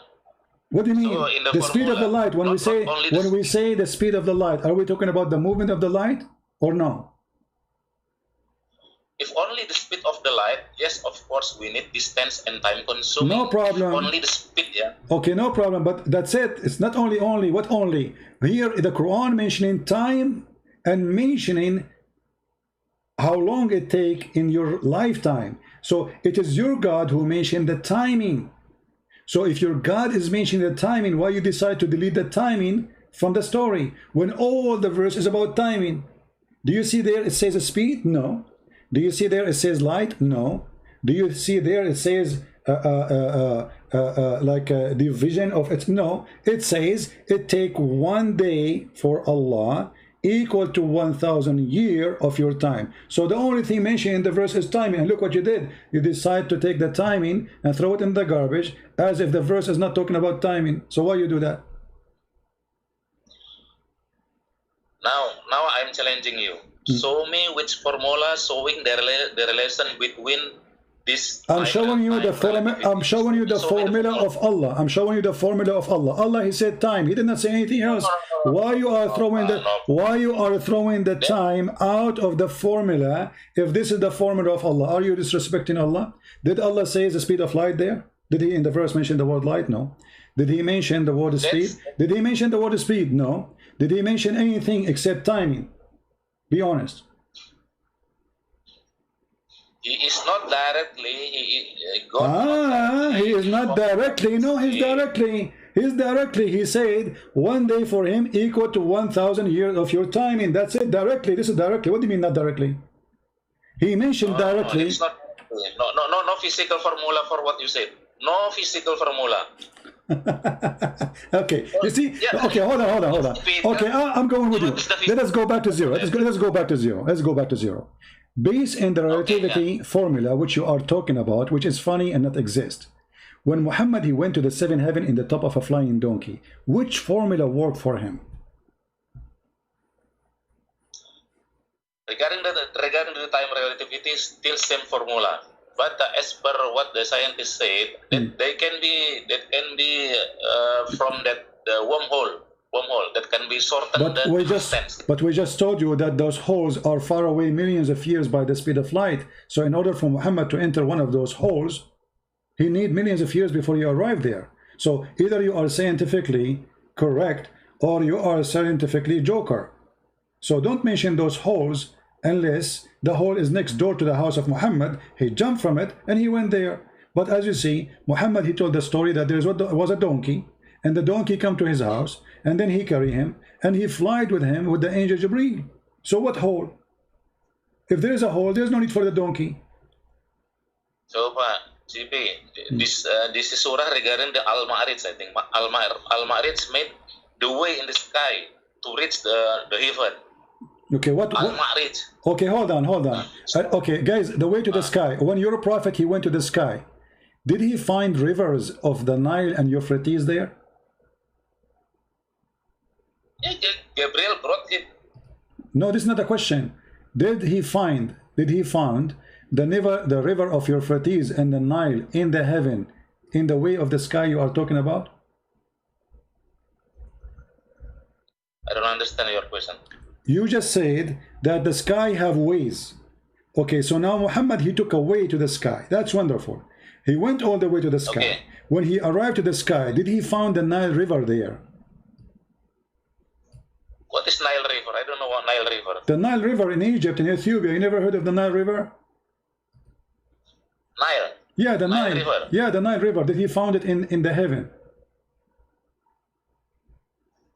You mean the Nile River in Egypt? Yes. I never heard that story. Okay, here we go. Let me teach you then, as usual. I was raised to the Lot tree, Muhammad talking, respect your prophet, please. And I saw 4 rivers, 2 which were coming out and 2 which going in. Those which were coming out were the Nile and the Euphrates, and those which going in were the 2 rivers of paradise, as he described. So what do you think? You're a prophet, he took a bath to the sky, and now he arrived to the borders of Allah's house, under the lotus tree. And then he found the Nile River, which is in Egypt. Your prophet did not go to heaven. Your prophet, he went to Ethiopia.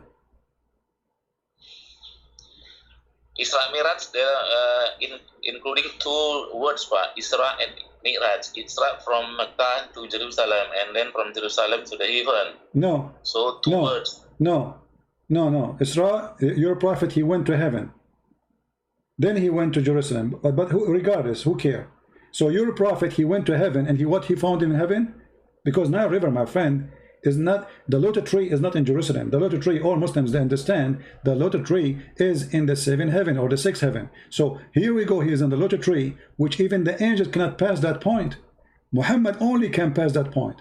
And now he found under the lotus tree the river of the Nile and Euphrates. So here we go, you mentioned to me the hole. Okay, Muhammad, he took a hole, flying a donkey. He went there, he found himself in Ethiopia. Actually, now I don't want to talk regarding Nile River. I only want to talk regarding relativity of time. No, they are connected because we are talking, they are connected. We are trying to find out, Muhammad, he went where? You see, when we read the verse about it take you 1,000 years of your time to go to heaven, that is a confirmation from your God that this is the time we'll take in our time. That's it. There's no other solution. And then when Muhammad, he go to heaven and he come back in a few hours, that raised the question that there is no way Muhammad is a truthful man, because how come it take the angels 1,000 years of our time, but it took him a few hours? And then when we investigate the relativity of time, which you are talking about in the formula, we will find that Muhammad is a fraud, because he went there, not only he gave us wrong information about timing, not only wrong information about location, he gave us wrong information about rivers, where they can be found. He claimed they are coming from under the lotus tree of Allah, which in the 6th or 7th heaven. CP, I think no need to repeat again. I mean, I have explained you that Prophet Muhammad went to the heaven using the way Al-Ma'arij. It is scientists said wormhole. So can be shorten the distance. But we answer you about that. I answer you about this stupid claim, because the whole, it takes millions of years before we arrive there. So this is a stupid claim. So in order for Muhammad to go there, we have to wait for maybe 7 or 6 million years in the speed of light before Muhammad he arrived there, and then he enter it, and then he can come back with taking God knows how many million years. So what are you talking about? So you Muslims are looking for a solution. Suddenly it is Muhammad taking a hole. The only hole I see is in your head, because I just told you how many years it take us to arrive to those holes. Can you give me a scientific answer so we can laugh? The scientist itself so far cannot define how many distance the wormhole. So why you are mentioning it then? No, it can define. It can define that it take long time. We are talking about millions of years. So you are in this ability. You mentioning something doesn't fit with the topic, have nothing to do with Muhammad's story, and you Muslim, you mix science with the garbage of Muhammad. So when we say whole, science says it take a few hours to go there? Does it take a few thousand years to go there, or says millions of years? So why you are mentioning it? You are mentioning it.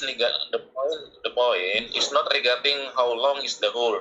No, it's regarding, because in order for us to arrive there, it's going to take us time, my friend. Scientist says that. Why? What do you mean not regarding? Before we arrive there, can we go there in the blink of an eye? No. Can be there without no time? No. So why you are throwing the timing in the garbage? I don't know why you are so difficult to listen my explanation. I don't know why. Difficult for I don't know. Okay, listen. Obviously, you are stubborn, and everybody listened and heard you. What do you think about your prophet speaking about smart things? As an example, you know what? I'm not going to tell you which one. Give me a smart one additional to the relativity of time. Here we go. Relativity of time. We are done with it. Everybody is laughing. Your prophet, obviously, he is a fraud. He's lying. He is not saying the truth. Can you give me second one or another choice? I think you. Sorry to say, I think you are stupid, but not Prophet Muhammad. Okay, you have to prove it. You have to prove it. You have to prove I said something stupid. I can prove that Muhammad said something stupid. Give me something smart your prophet said. Go ahead. I just showed you your prophet, he found the Nile River. I just showed you your prophet, he found the Nile River in the seventh heaven. Is that a stupid statement or smart? Be honest. Now we are talking regarding relativity of time. No problem. But your prophet, my friend, hold on. We are talking about, you are stuck with it because you are ashamed of your prophet. You are the one who said, Christian Prince, you said something stupid. I am asking you to see who is the one say something stupid. Your prophet, he found the Nile River and Euphrates, which is in the south of Turkey. He found them in the heaven of Allah. Is that smart or stupid? There is no Nile River issue in the Quran. Well, in the hadith. I don't believe hadith at this moment. Oh, you don't believe hadith? So you are not a hadith person? You don't believe in hadith? At this point, I don't believe hadith. At this point, yeah. At this point, what do you mean at this point? What do you mean? Because people can make hadith. What do you mean at this point? This is Sahih Bukhari. Even Sahih Bukhari not yet born when this formula comes. So we should update. We must update. So now we throw the hadith of your prophet, which is authentic, and we say it is not true. And now your prophet is Einstein, is not Muhammad. So you throw what Muhammad say in the garbage. You don't respect him no more because it's embarrassing. Correct? See, now I only in Quran on that ayat only. Don't. Okay, I will go, guys. He is only in the Quran. He is a person who believes in the Quran only. I want to ask you a very simple question. Be honest with me. Muhammad, what is his last name? Once again? Muhammad, what is his last name? Last name? Yeah. I don't know what you mean. I mean, how simple the question is. What is his last name? What do you know what I mean? Muhammad, what is his last name? I don't know. Okay. Tell me. Muhammad is our prophet. Okay, who's he? And actually you're a prophet also, but you deny. No, hold on. Yeah, he's my prophet for sure. He is the one who decide where he decide that my sperm is coming from the backbone. Yeah, prophet. I'm asking you now, serious question. Why you do not know who is Muhammad? How you follow a man you don't know who's he? His name is Muhammad, so what's the point? What do you mean? I'm asking you. You follow a man, his name is Muhammad. How you know who is Muhammad? Who is Muhammad? I ask you. You said I am a Quran only. The Quran, all of it, they never say anything about Muhammad. Who is Muhammad? Who is Muhammad? 4 times. Huh? 4 times Muhammad mentioned in Quran. Mention he's crazy 6 times. But I'm asking you now, who is Muhammad? So if Muhammad mentioned in the Quran many times, but nowhere in the Quran says who is Muhammad. So what's the point of mentioning Muhammad in the Quran if we do not know until now who is Muhammad? Who is Muhammad? So what is the point? You are claiming that you are a Quran only, but if you are Quran only, you know nothing about Islam, and that's showing me your hypocrisy. Okay, forget sex, muta. Do you practice that? Actually, I'm not on this point only. We are talking regarding Quran only. I'm talking about Quran only. I'm talking about Quran only. Chapter 4, verse 24. Quran only. I'm not talking about anything. Do you practice what the Quran order you to rent women for sex? I don't know what you say. What do you mean you don't know? Are you saying to me that you are a Muslim Sunni who never heard of muta before? Maybe I'm not sure. Tell me. Muta is you go to a woman, you ask her to give you her panty off, pay her $10 or $5 or $2, depending on how beautiful she is. If she agree, you go to bed, you do boom boom. This is muta. This is the Quran. Your voice not clear, sorry. My question is not clear. No, actually, my question is embarrassing, and this is what make it not clear for you. I mean, how clear I can make it? You go to a woman, you ask her to rent her body for you, sex, prostitution. And this is called muta in the Quran. Mastamta'tum bihi. So pay them for the enjoyment you do with them.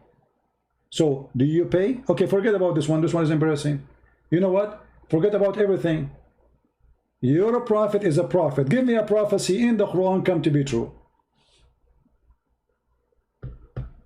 You mean prophecy for Muhammad that he was a prophet, right? Well, he's a prophet, right? So a prophet, he prophesied. Yes, okay. In the Quran, do we have a prophecy? He said, as an example, you're a prophet, he said, the moon is split asunder and judgment day is in the corner. The moon never split, it's there. And judgment day did not come. This is a false prophecy. What do you say? The chapter of the moon, verse number 1. You mean regarding Al-Qamar? Yes, Al-Qamar. Yeah. Okay, on this point, I have also maybe different with most of Muslims. In this Surat Al-Qamar, verse number 1, you mean Surat 54, right? Okay. What you have different? What do you mean? What do you mean you have different? What do you mean you have different? This can be also explaining indirectly regarding in the moon. This is about landing in the moon. The moon is split. The judgment day is near. Indeed. What? That's why. Listen me until finish. Listen me until finish. Yeah. I have told you that this can be. I'm different with most of Muslim. It is like this. If you read that ayat, it is Surat 54 ayat 1, right? Yes. Yeah. If you open the NASA site, NASA airspace, when did the NASA took the stone from the moon? I don't know. You open what is the time of the astronaut took the stone from the moon? What the time? It will be. It is like this. If you open the NASA website. My friend, just tell me the story. My friend, just get how this about splitting the moon have to do with NASA going taking a stone? I mean, how in the world this is connected together? That is why listen me until I finish my words. Okay, go ahead. Because that Quran, it is more. It is telling so many issue actually. Even in one ayat, it is not clear. It is not only telling in one event. It can be another event can be explained on same ayat. What do you mean? What do you mean can be explained? Okay, my friend. You see, you are wasting my time repeating yourself. Can explain itself. Explain itself. Here we go. The verse in the front of us. How this has have to do with taking the stone from the moon? Isn't it your God? He said to the man, "You cannot go to the moon." That's why listen me, JP, until I finish my explanation. That's why when we were debate, so many audience lost. So many audience lost because you interrupted me. We're having a conversation. You see, we want to understand. I want to make clear in what you are saying. Did your God Allah says a man he cannot go to the moon? Yes or no? I just tell that this can be telling regarding man landing. What do you mean this be? This we can be? Is it about P? Possible, not possible? I mean, you see how you are corrupting the statement, making it up to you. If we ask you, do you accept the interpretation of the verse, you will say no, correct? Okay, so you don't accept any Islamic interpretation, so you have your own Islamic religion now. Because all Muslims in the world, they are stupid, they don't know what they are talking about, and your Majesty is the only one who can understood the verse. And how you understood it, you say it can be. I never heard of somebody explaining, saying it's maybe. Are you saying it's maybe? It's maybe about taking a stone from the moon? As long as it is not talking regarding that there are three gods, like Trinity, there are four gods, or more than one god, no problem, we have different ideas. Okay, no problem. Let us see how stupid what you just said. There's no one single verse in the Bible says we have three gods and you are a liar like your prophet.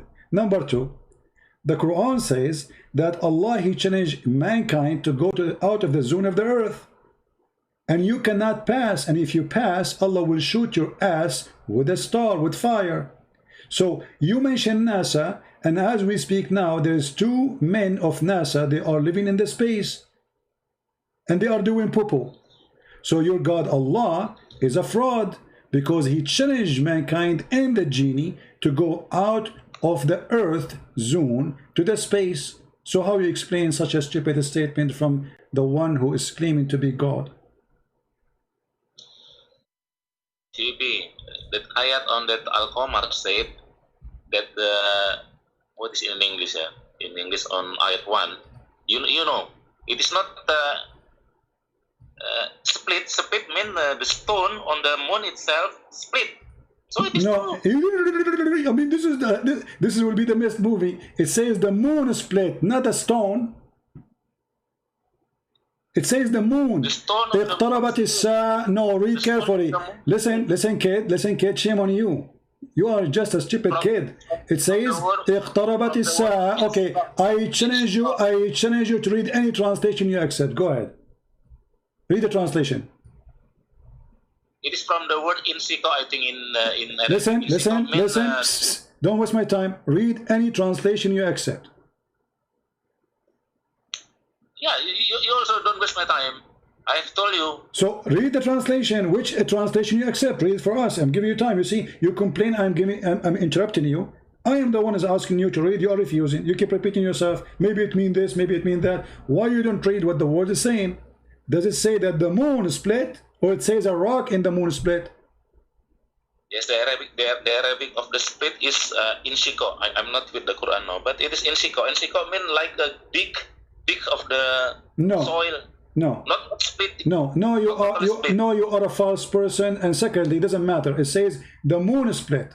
He's speaking about Judgment Day of something big happened. It happened in his time. It happened in his time, you idiot. It happened when he was there. And you coward, you claim that this is about the future. When the American, they will go to the moon, they will take a stone. It says in the past. Do you know how to read English? It says the moon is split already. It's done. Potato. Split on that ayat is insiko. Inshaqqa in the past. Inshaqqa. It's past tense. Inshaqqa. It is a past tense, and the translation showing that too. And this is why you are refusing to accept any translation. Can you tell me what translation you trust so we can put it in the screen, please? And then everybody will laugh at you. Is it past tense or something will happen in the future?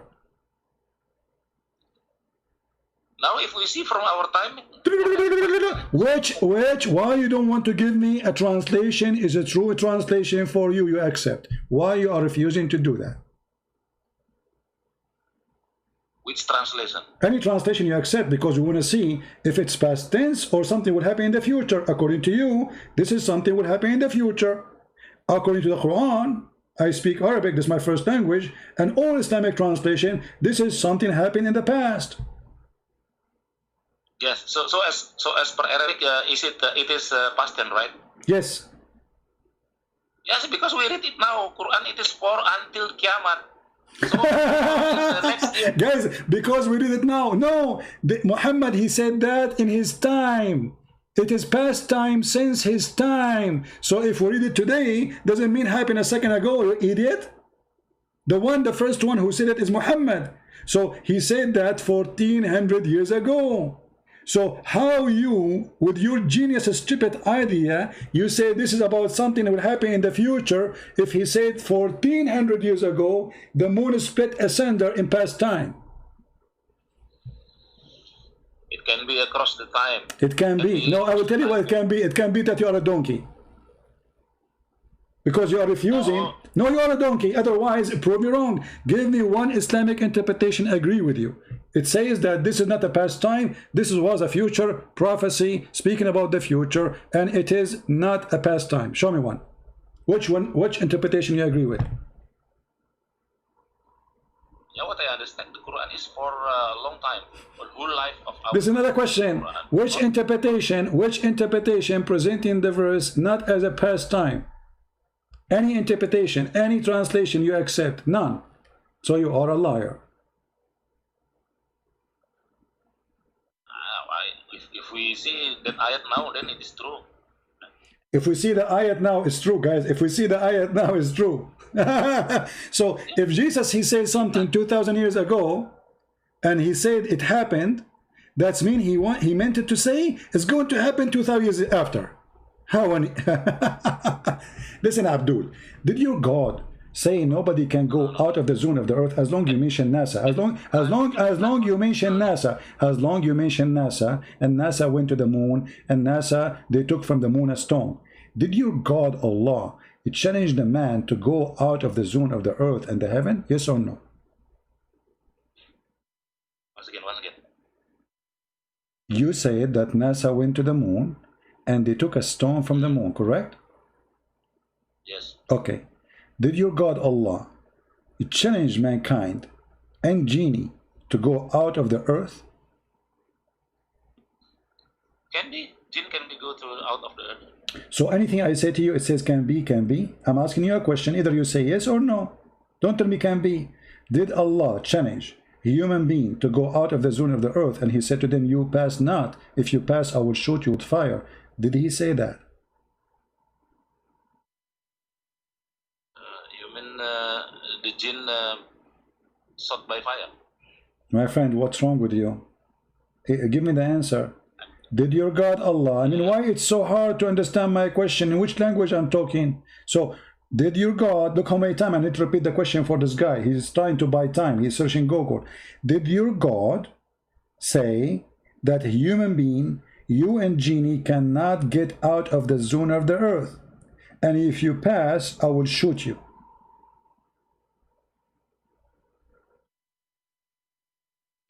I don't know with shoot. I mean, the Satan will be shoot by the stone, right? By the fire. Are you asking me? I'm asking you. I'm asking you. Did Allah say that or no?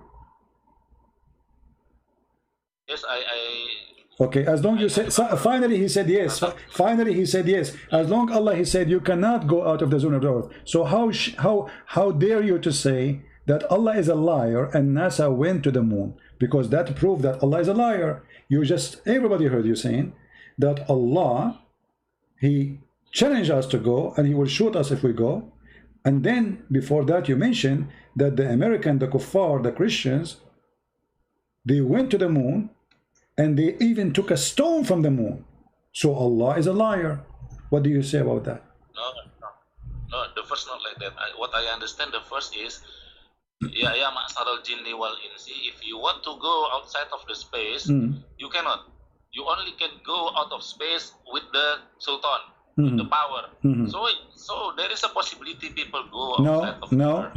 No. The possibility there is only for those who they are angels or prophet. And here the verse after it, verse number 35. Why you don't want to read it? And you will be sent, oh you evil, a flame of fire, and you will be burned as a smoke. Do you see it?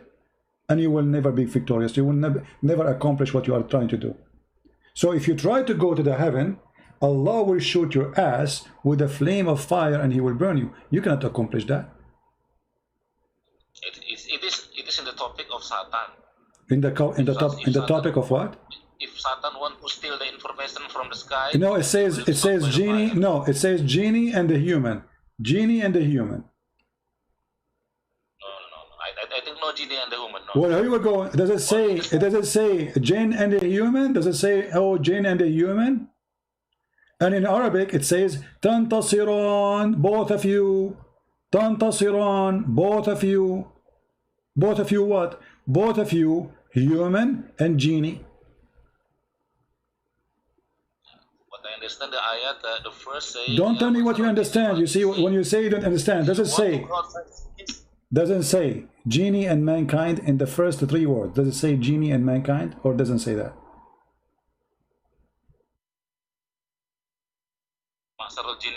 Yes. Okay, so jinn and a human being, he's challenging him what? To go out of the earth. And then in verse number 35 it says tantasiran. Is tantasiran mean both of you will not be victorious, will not accomplish it? Is it for two or for one? I will check it later. Here we go. The translation says against you both will be sent against you both. Read it. This is your Islamic translation. Against you both. Both who? No, I'm not. Both jinn and the human. What is the number of the chapter? Chapter 55, verse number, we are reading verse number 33 and verse number 35. Chapter 55. Yeah. No, I opened the Quran. The chapter speaks about what is inside the vagina. Very beautiful chapter. Chapter 55 and then Yeah, verse number 33 and 35. 33, 35.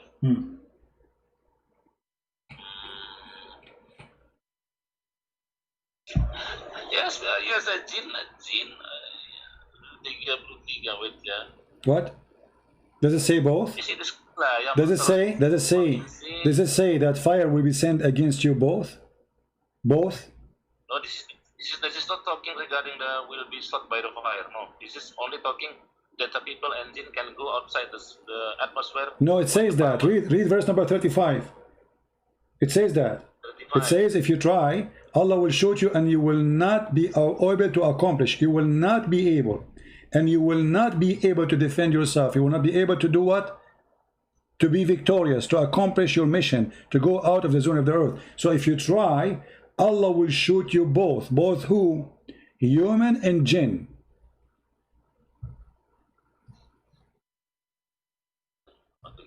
Once again. Yeah,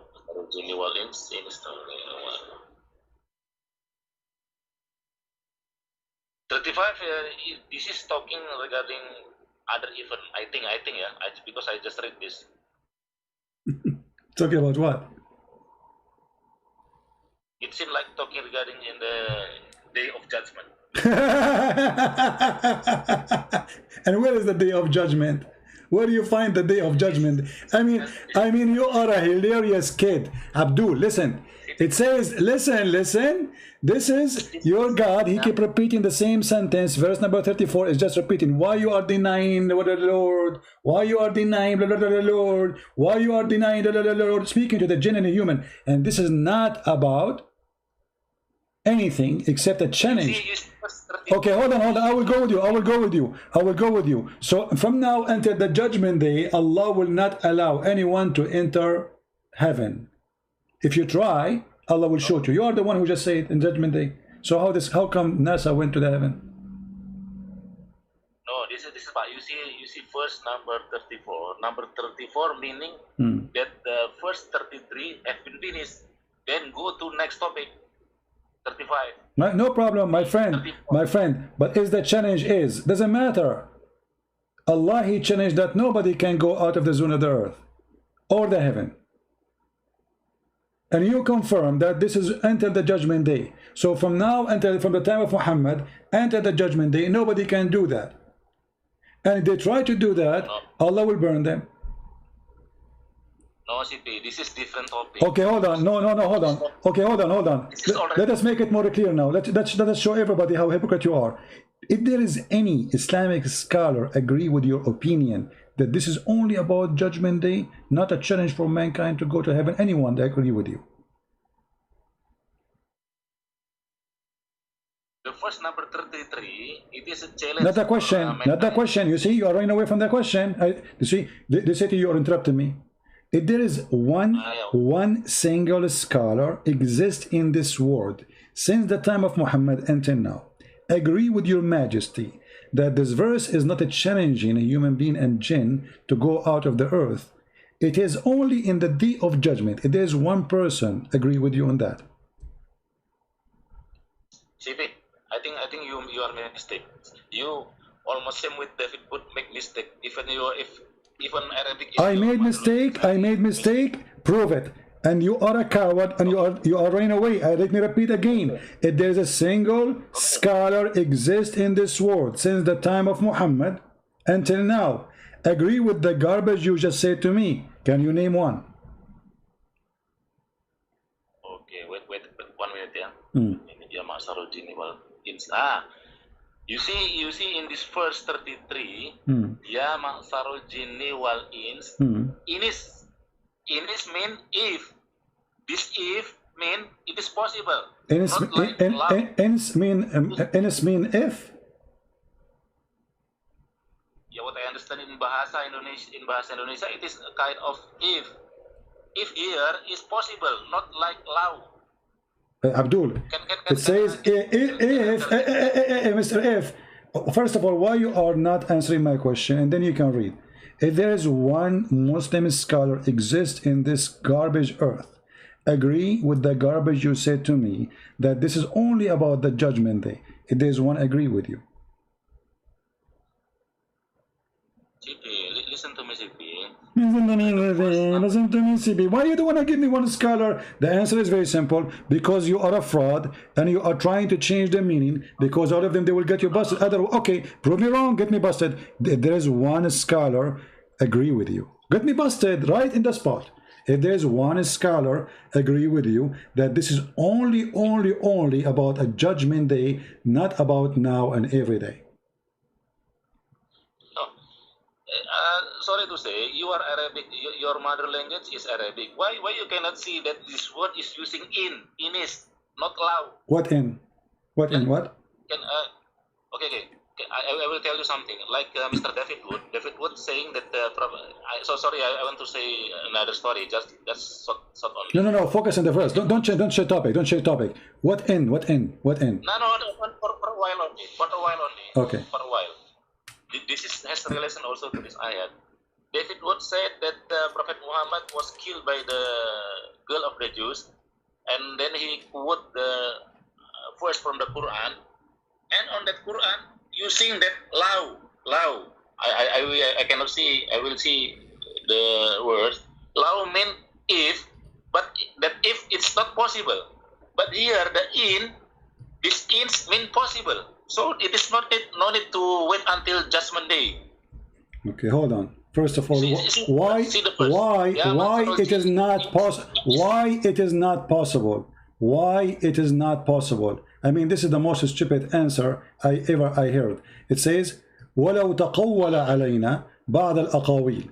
And if he say, who said that this is not possible? Who taught you this? This is garbage. Secondly, your prophet, he died by poison like a rat, and it's true. And he said that my artery cut off. However, we go back to the topic. Here, it says here that if you, man and genie, if you can go out of the zone, beyond the zone of the heaven and the earth, go. But you will never be able to pass them, except the one who with the authority, and those are the prophets or the angels. And if you try to do so, both of you, and the Quran used the word both, a flame will be shot on you, and you will not be able to accomplish your mission. So where is the win here? It is the if which is impossible to happen. Where is the if which Allah is saying it is possible. I mean, it's so clear. You cannot do it. GB, maybe I want to repeat once again. Even you will be different with me, just to understand what in my mind. Yeah? Okay, go ahead. Even we are different. Okay, go ahead. On that, this is what my understanding. On the first 33, meaning it can be, because it used not the word Arabic law, but the word inis. So it can be happen, possible. And then on the first 34, it is change the topic. So sorry, this is my mind. Just understand me. Change the topic. Next topic regarding Judgment Day. That is what my understanding. Even we are different. My friend, when you say this is my understanding, you have to sponsor what you are saying. Secondly, low. It's about something possible or impossible. Doesn't matter. Okay. Like as an example, chapter 2, verse number 109. It says, وَدَّ كَثِيرٌ مِنْ أَهْلِ الْكِتَابِ لَوْ يَرُدُّونَكُمْ مِنْ بَعْدِ إِيمَانَكُمْ. Many of the people of the book, they wish they can make you go back from your religion. But yes, many of Muslims, they go out of the faith of Islam because of people of the book. And I am the example. Tens of thousands of Muslims left Islam because of me. So it is impossible or possible? It is. Okay? Which verse I will say? Which verse? Chapter 2, verse number 109. All right? Chapter 2, let me see. Yeah. Chapter 2 first. What's wrong with you? How many times? Chapter 2, verse 109. 109. Chapter 2, the cow. Okay, 109. Now I'm open my Quran.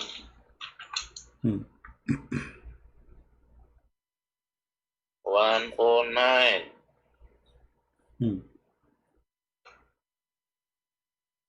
And the funny is, it is true. It is law because it is impossible. That's impossible. How many Indonesians left Islam because of me? If it's impossible, that's mean your God Allah is a fraud again. If it is impossible, that's mean the language is wrong, because many Indonesians left Islam live on air speaking to me.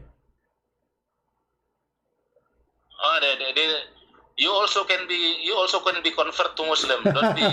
Yeah, but you see, but you are the one saying low mean it's impossible. It is not.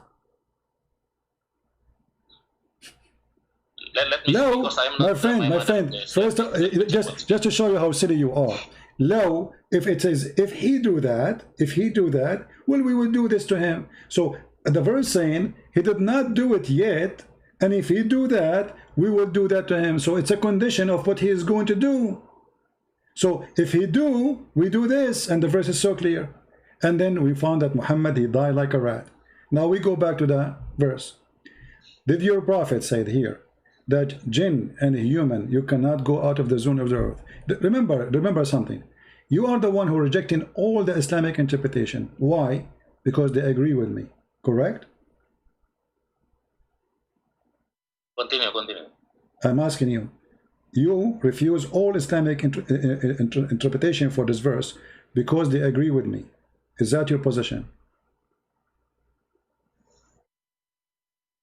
And I never see any solar regarding this. This doesn't matter. I can show you. Name one. I will show it to you on the screen right now. So you are refusing them because they agree with me. Is that true? I don't know what. So I don't agree. I don't agree with any people that different with me on this point. But how you explain that all the Muslim scholars agree with me, and you are the only one who don't agree with all the Muslims? I mean, what's wrong? There's something wrong on you? Are you the genius who see things differently? Like Jibreel, he spoke to you, he gave you the true meaning, and the rest of the Muslims are a bunch of donkeys, and you are the only smart person who understands it very well? I regret also there is a conflict between Ibn Rushdi and who care about Ibn Rushdi now? We talk about Ibn Rushdi. I'm talking about this. I'm saying if there is a single person agree with you, not even a single person, isn't it this is weird? Isn't it your prophet, he said that my nation will not agree upon something not right? So how they agree upon this? That means the false prophet. I will check further what you say. Okay, forget about forget about this. So the scholars agree with me and nobody agree with you, and this is what make you genius, because the Quran as you wish, the way you want, and this is the way you are the one who can answer anything. Okay, let us make it simple for you. Can you? Okay, hold on. Okay, you know, when you say to me you are a Muslim, what the word Muslim mean? Muslim mean a kind of people surrender to the God. Okay, they surrender to God. How you surrender? What do you do? Surrender mean like obey what God say to us. Okay, and what you obey? What you will obey?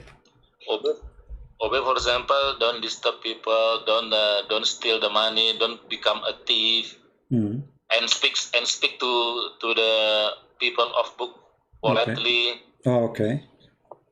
Okay, hold on. Then what's that? Does the Quran say you cannot be a loving person to your parents if they don't choose Islam? Once again. Does the Quran say that you cannot be a loving person to your parents if they choose Islam?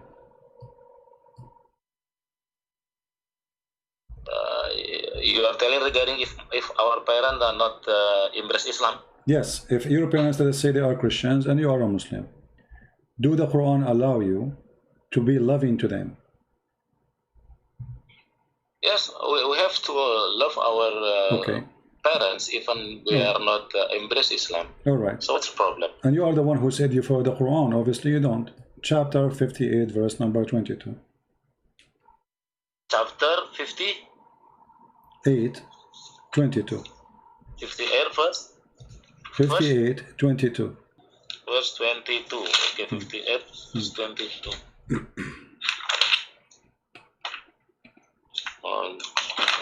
And you can tell me what translation you are going to read, so we can switch to the translation of your choice. What translation you like to read?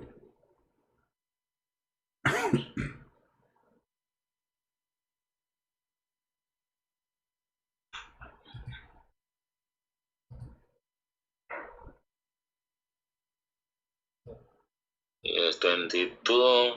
La tajidu qawman. That mirip in bahasa ya.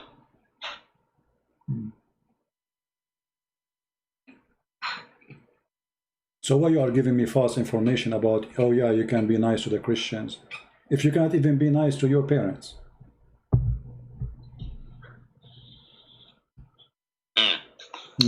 Yes, in another verse, we are instructed to be good to our parents even they are not Muslim. No, that's a lie. Here we go, the verse saying you cannot be good to them. You will not find a person who believes in Allah and the last day to be loving to those who resist Allah, even if they are their parents, their brothers, their fathers, and their sisters, and their mothers. The verse is so clear. Here again using the word law, yeah? What law? Okay, what's wrong with you? What's wrong with you? With who is the donkey is teaching you Arabic? It says walau kanu, but they are their father. It's not impossible. You see, you get yourself busted. Walau kanu aba'ahum. Okay, are they their father? Yes, they are their father. It's not impossible. Walau kanu abna'ahum. Are they their sons? Yes, they are. It's not. You see, you get yourself busted with that stupid law. So somebody, a donkey, who do not know Arabic very well, he told you law here, it is impossible possibility. But those are fathers and brothers and sisters of existence people who they are converting to Islam. So what law? Even this one, you make it impossible? So I will check for so you gave me you gave me a false information. Let us move on. What do you think about the Prophet? He was accused that he stole an underwear. Sorry. Once again, I will check again this ayat. I will check about this law. So hold this topic first.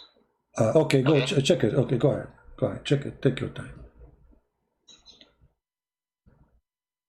No. I mean, no. not much today lah. I will need to see any translation in Arabic and other things. So I don't understand. So what now? Maybe So next time. next time. Okay, next time then. So did the Muslims accuse their prophet that he is a thief? He steal a bikini? Once again, voice not clear. Did the companion of your prophet accuse the prophet that he stole a bikini? I don't know what do you mean. What do you mean bikini? He stole a bikini. You don't know what bikini? Panty, underwear, piece of clothes. Beginning. Bikini, piece of a clothes. Beginning. I don't know beginning. Bikini, panty, pant, clothes, clothes. Don't you wear clothes? Short. You wear short? Clothes. Oh yeah. Oh, bikini. Yeah, bikini. Yeah. Did the Muslims accuse the prophet that he is a thief? That he is a thief and he stole a piece of a cloth? I never heard regarding what you say in this Quran. Well, the Quran says that the Muslims accuse your prophet that he is a thief, he stole a piece of a cloth, and then Allah he sent a message, a verse, says in chapter 3 verse 161, no prophet could ever be false on his trust. If any person is so false, he shall in the day of judgment restore what misappropriated. So the translation is horrible because here they did not say about trust, they say he's a thief, yaghul. So why Allah sending a verse saying to the Muslims, why he's trying to convince the Muslims that Muhammad is not the one who is the thief who stole the clothing? What do you think? As long as you are a person who don't follow the hadith, so what do you think about what happened? Once again, can you show me in which verse what you said? Chapter 3 verse number 161. Chapter 3. It is not for any prophet to embezzle. Yep. Who embezzles? Chapter 3, 161. 161. Yeah, it's not for a prophet to embezzle. Not for a prophet to be a thief. Okay. Who is the one who accused your prophet to be a thief? This is the embezzling. Your prophet, there's a verse about him that he. There's a verse about him in the Quran. It says the prophet is a thief, accused to be a thief, and the one who accused him to be a thief is his followers. So what kind of religion and what kind of followers, they accuse their prophet, their boss, that he stole money, he stole even a piece of a clothing, and then Allah he says, oh, it's not for a prophet to be a thief. Hello, what do you think about this verse? I see there is no verse on that Quran there. In which verse? What do you mean? You don't see the verse? I gave you the verse number. What's wrong with you? Chapter 3, chapter 3 verse 106, 161. Let me read in verse.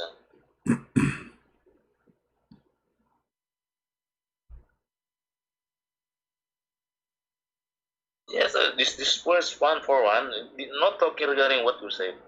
161, 161.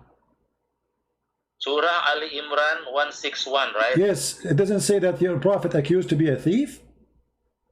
No, this is totally wrong. Okay, read for us. Okay, guys, totally wrong. Guys, totally wrong. Okay, read for us what it says. Go ahead. Okay, we read that first 161.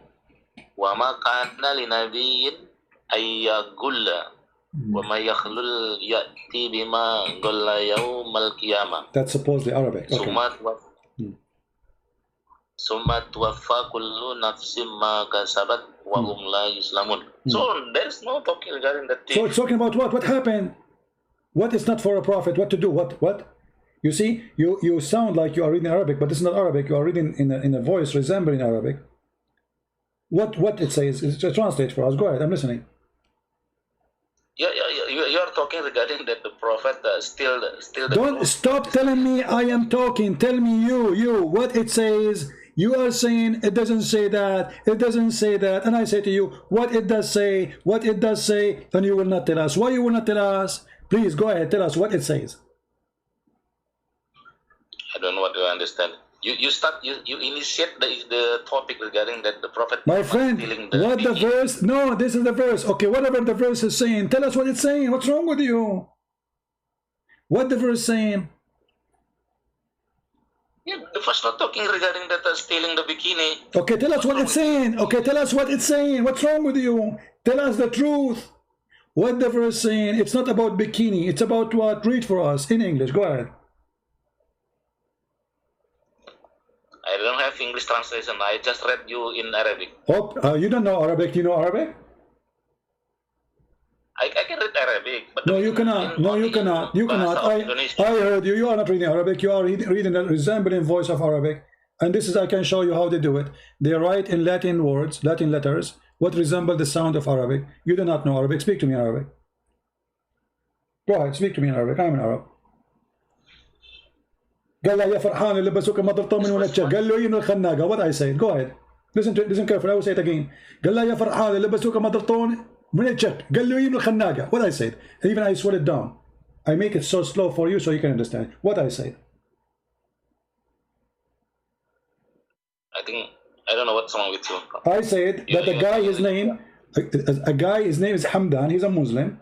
He, for the first time, he got a pant, have a zipper. So they said to him, "Oh Hamdan, if you wear a pant with zipper, what do you do to poo?" He said, "From khannaga, the one which he will make you not to be able to breathe." So you do not know Arabic. Don't tell me you know Arabic. So I'm asking you now, what the verse says. As long as you claim that you speak Arabic, translate to us in English. No problem. That even will make it easier for you. Go ahead. What is khianat in bahasa? I cannot speak in. I cannot telling you in English. My friend, okay. Open any Islamic translation you accept. Stop playing games. Any Islamic translation you accept. Name one. I will put it in the screen. I don't know what's wrong with you. Clearly, guys, you do not know what's wrong with me. It is wrong with me. I'm spending the last 20 minutes with you, just asking you to tell us what the verse is saying, and you are refusing. I am the one who is wrong with me. I mean, why it's so hard for you to tell us what the verse is saying? You did read it. You claim you know Arabic. Go and tell us what it says. I have read the verse. Okay, what the verse saying? Tell us what it's saying.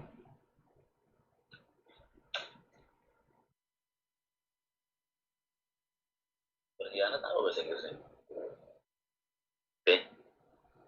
Apa berkhianat bahasa Inggrisnya?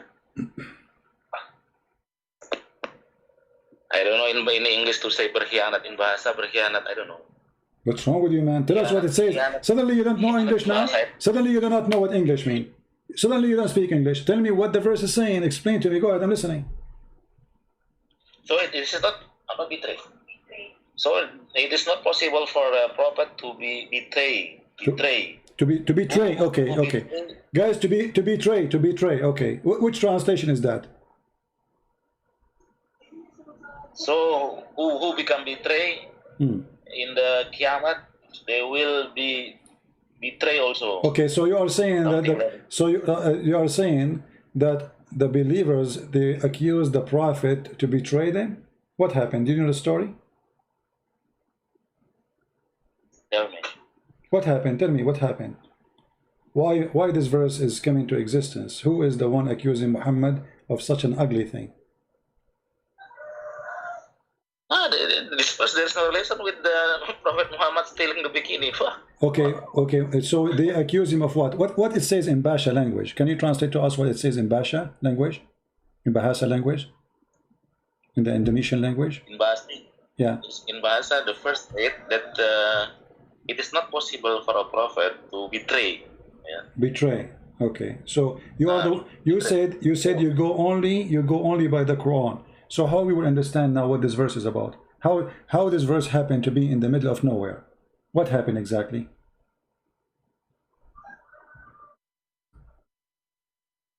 What do you want to say? Well, I'm asking you, what happened? What happened? This is clearly mentioned that it is not possible for a prophet to be betrayed. Okay, what happened? Why? Who is the one who accused your prophet to betray? according to the Indonesian false translation? Who is the one who accused him to betray? This is the question.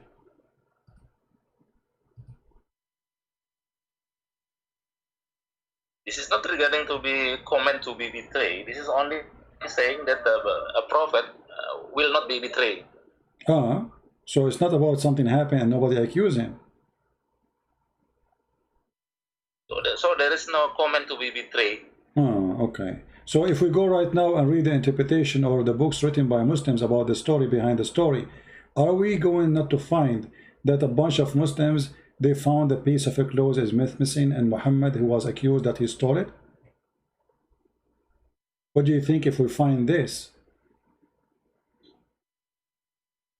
I never heard regarding the Prophet Muhammad betrayed. All right. So if we go right now in the Quran, not betray, he did not betray, he's a thief. What betray? Muhammad never was a good person to betray or not. Betray is somebody, he was a good person one day, and then he became a bad person one day. But Muhammad always was bad. So let us see what the verse is saying, and everybody will laugh with me. Here we go. This is your Islamic. There is no mention in this. Exposing. In this Okay, hold on. No. Let's see if it is about Muhammad or not. Maybe you are lying, you know, you never know. You see, those Christians, they, according to Muslim, we lie about your prophet. Here we go. When some red velvet went missing in the day of Badr, some people began to say that perhaps the prophet took it. The following verse was revealed. It's not for a prophet to be a fraud, a thief to steal. Do you see it? Yaghul. So they accuse your prophet to be a fraud. He's not only a thief. From where? From where you read it? This is Tafsir al-Jalalain.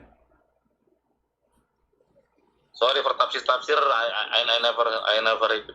So why you don't? Why? What do you mean you don't read it? What's wrong? Why each time we try to prove to you something you run away from it?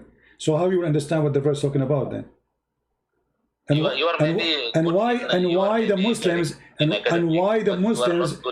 the Muslims will lie about what happened to your prophet, say he was accused, he's a thief.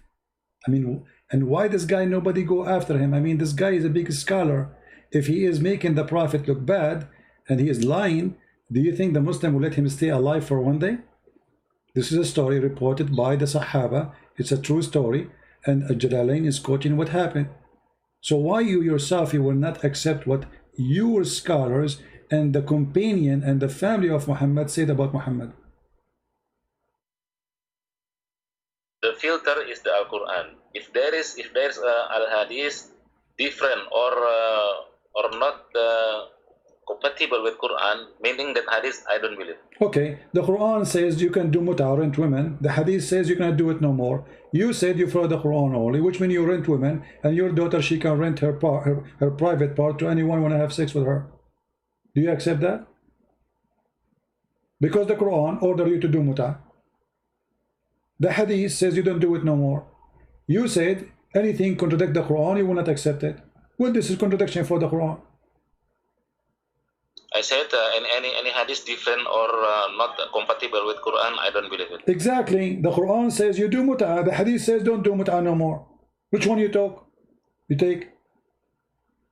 Regarding the mut'ah, I will read because I am not academic in the Quran. Okay. So how come you don't answer me right away?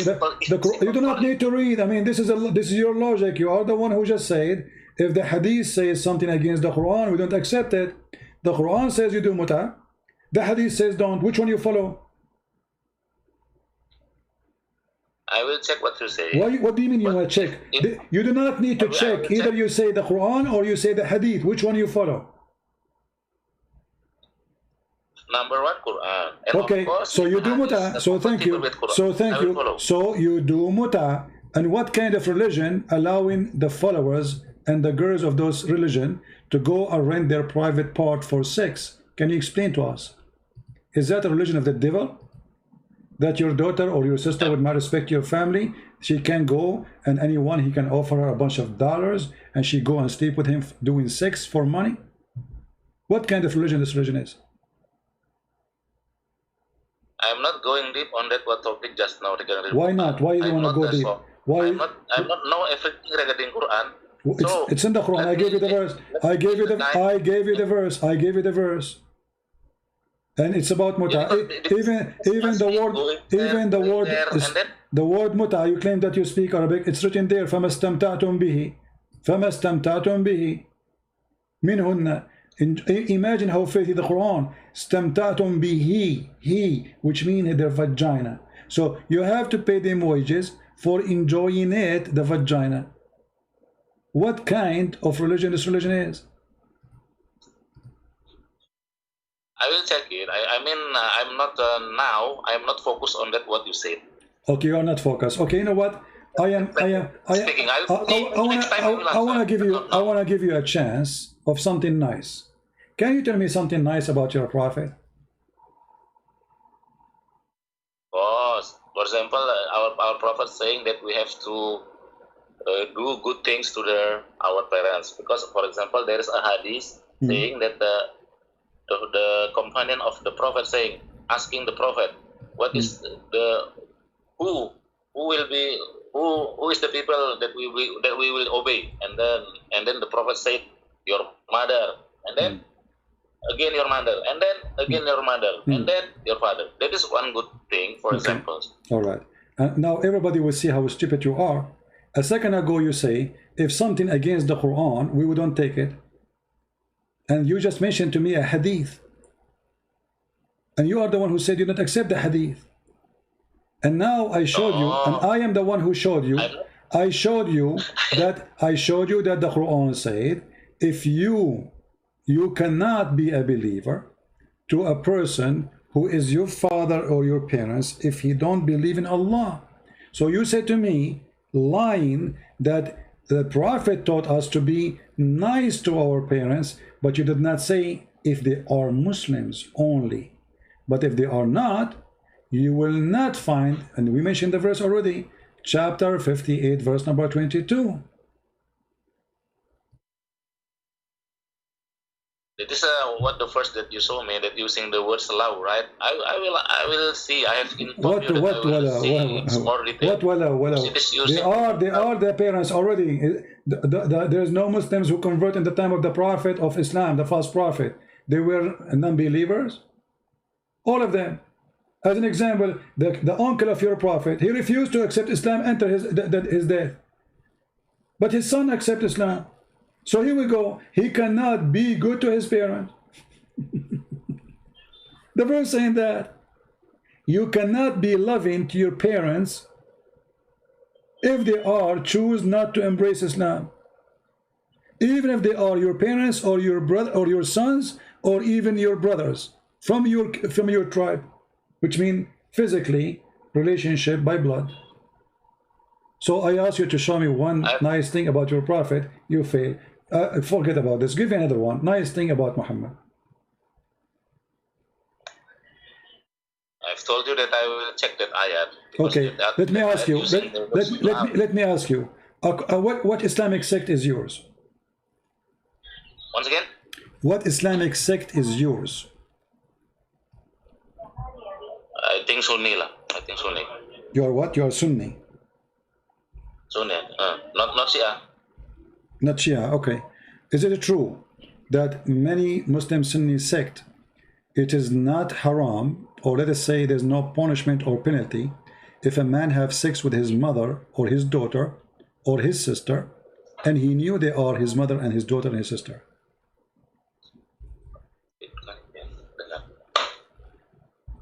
Is that true? What?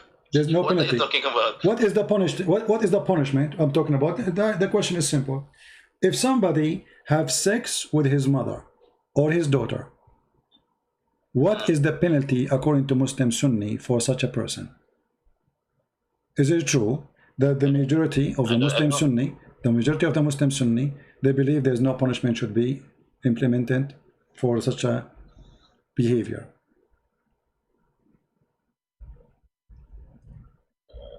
I mean, people have sex to their mother.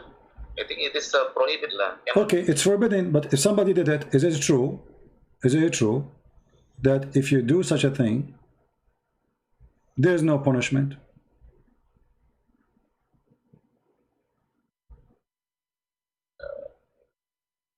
it should be there is a punishment in an Islamic country.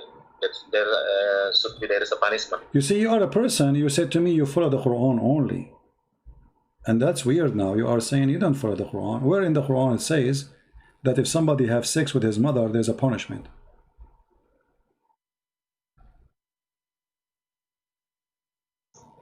I will check. I will check. You will check again. Okay, so you will check. Okay, forget. Okay, forget about this. Forget about this. Is it lawful? Is it lawful for a Muslim to have sex with his daughter from adultery?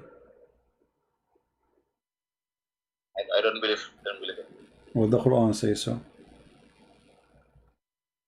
I don't believe people can have sex with us. Okay, let me ask you. I don't believe. Okay, let me ask you. If you have sex with a girlfriend, and then you have daughter from her, according to Islam, can she inherit your name, your last name, your daughter, from that woman? I cannot hear your voice well. You know what? Forget about this. Let us go to something easier for you. I want you to give me the most powerful thing to convert people into Islam, of your choice, whatever you want.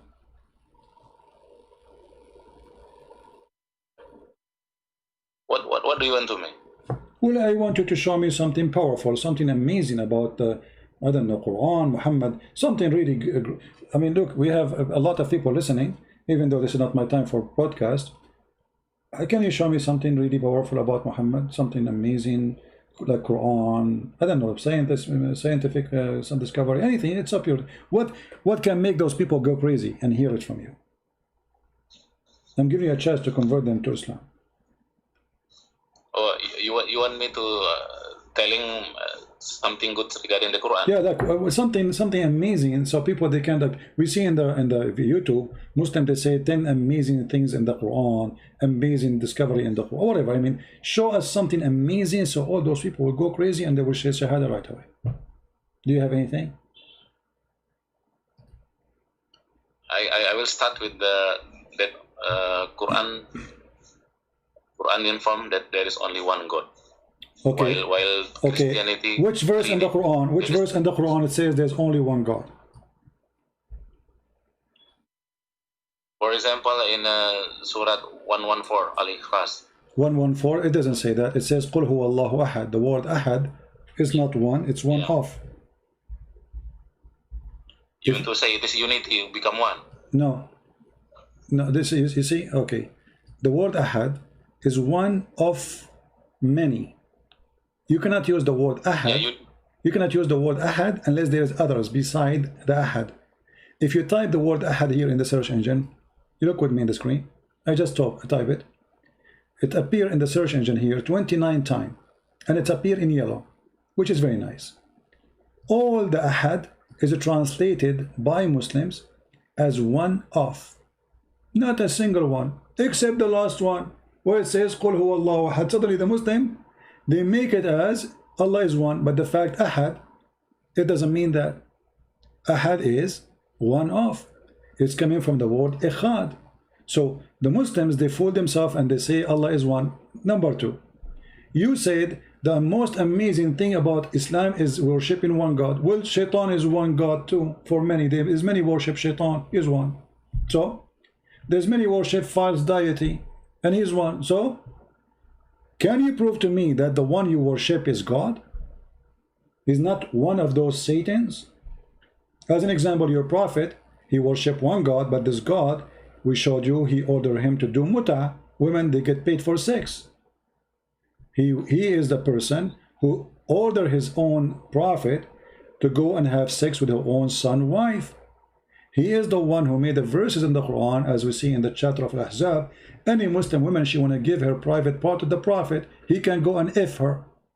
So what kind of one God he make verses for the benefit of a penis of a prophet? Do you think this is a God he work for his majesty penis? Or Muhammad he work for his God? Because if I am God and I have a prophet, my prophet will be busy worshiping me, not busy taking girls to bed. And he asked me to make verses saying any girl she want to give herself to the prophet, so the prophet he can F her. Chapter 33 verse number 15. Go ahead. Actually, I'm sure I can answer your questions one by one, focusly. Now I'm not focused because you are telling so many topics. Okay, forget about all the topic. What kind of God? He promised he's a prophet. Any Muslim woman she can give herself. The guy already have 13 wives. Why God need to make verses for him saying, it is lawful for you all those girls and any woman she give herself to the prophet? What this is about? I'm telling you that regarding this mut'ah and what you say just now. I'm not talking about mut'ah now. I'm not talking about mut'ah. I'm not talking about mut'ah. We change the topic. License for your prophet alone, only for Muhammad. Any Muslim woman she want to open her legs for him, she's welcome. Why this verse is needed, and what does verse have to do with Islam and God? What kind of God? What this religion is exactly is about? I mean, why Allah he go to his office and he's writing a verse saying any woman you want to have sex with her, she can offer herself to you, only to you, Muhammad. What is that is about? Why we need such a verse? I mean, what does verse accomplish for Islam? What is the point of it? How about 700 wives for David? Well, God did not say to him, and David he cried for God, asking for forgiveness. Who said to you that David was following God? Go and see how God, he condemned David. Even when he tried to build a temple, God he said to him, don't build temple for me. Your hands is full of blood. Here we have your God making verses. David was acting as a king and he was filthy at that time. He was a sinner. He was a bad man. He was a garbage actually. And you are comparing yourself to a person in that moment. He was a sinner and he was a garbage. Look at you. But David, the difference between him and your prophet, he did not say God told me go sleep around. He did not say God gave me license to go and do my garbage and my sin. He cried for God, asking for forgiveness. But look here, you're a prophet making verses saying any woman she want to give herself to the prophet so he can if her.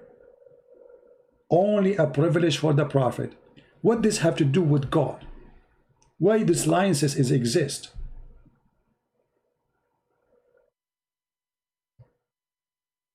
I think if we speak, better focus lah. I don't know everything. We are focusing. We are focusing. The question is very simple. You are give me time. I'm giving you time. We are focusing.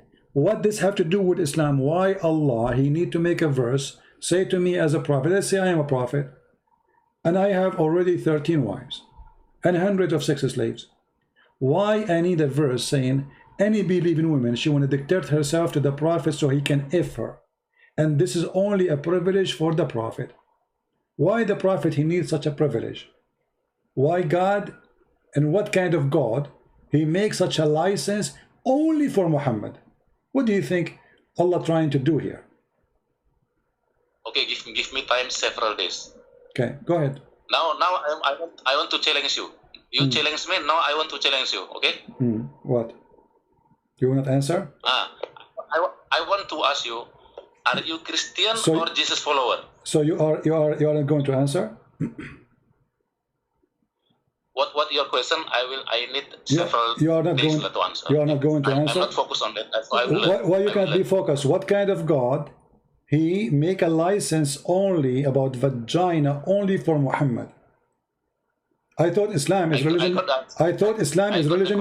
I thought Islam is a religion for all mankind. But as you see, Islam have a special license for the special Muhammad about his penis. What does penis of Muhammad have to do with God in Islam? Okay, I got the question. I said I will need several days to go deeply. So this question needs several days? I mean, why it's so hard for you to need several days? I thought you are a genius. I need several days lah. You cannot force me. I need several days. Now my turn to ask you. Okay, go ahead. My turn. Okay, one question only. Are you Christian or Jesus follower? This is a very stupid question because the Bible says those who follow Jesus being called the Christians. So the second you call a person Christian, you are calling him, you are a follower of Jesus. And this is a very stupid question. Let me ask you the same question. Are you a follower of Muhammad or you are a follower of Allah? This is my turn to ask you. You already asked me ton of questions. No problem. We are in the topic. We are in the topic. You asked me the question about follower of Jesus or Christian. I answer you. You are a follower of Muhammad. You are a follower of Muhammad. You are a follower of Muhammad or Allah, and you can give me the answer about what I said. No problem. Where you make mistake from your answer. What?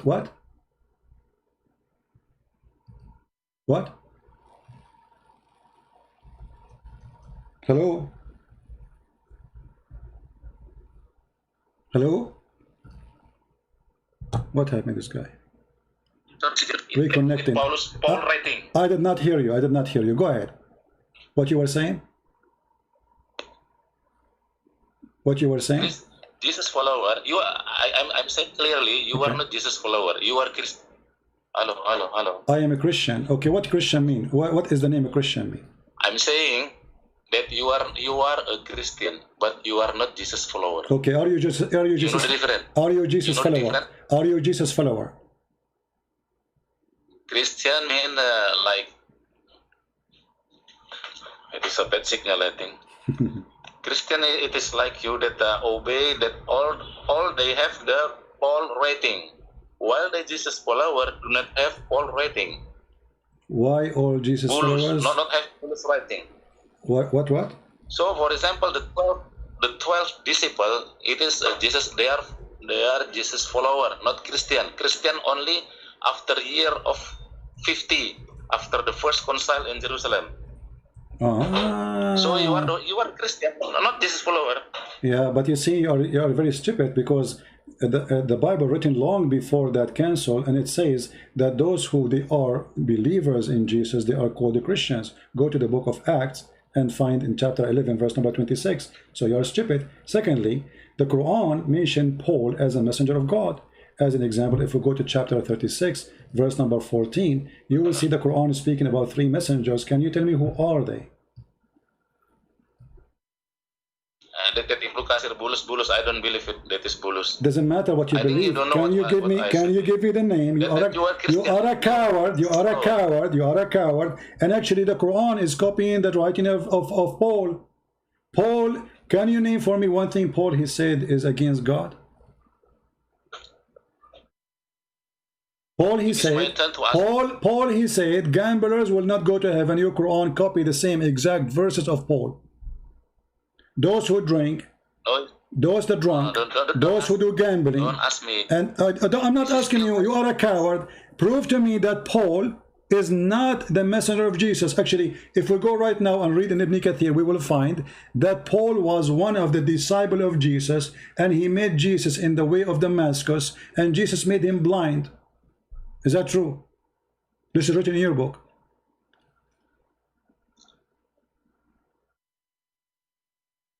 Hello? What Paul said. Hello? Is it true? Is it true? Is it true? Is it true? I want you to say yes or no. You are a liar, or say this is true. Is it true? In the book of Ibn Kathir, it says that Paul was a messenger of... Is it true? Shut up. Shut up. Shut up.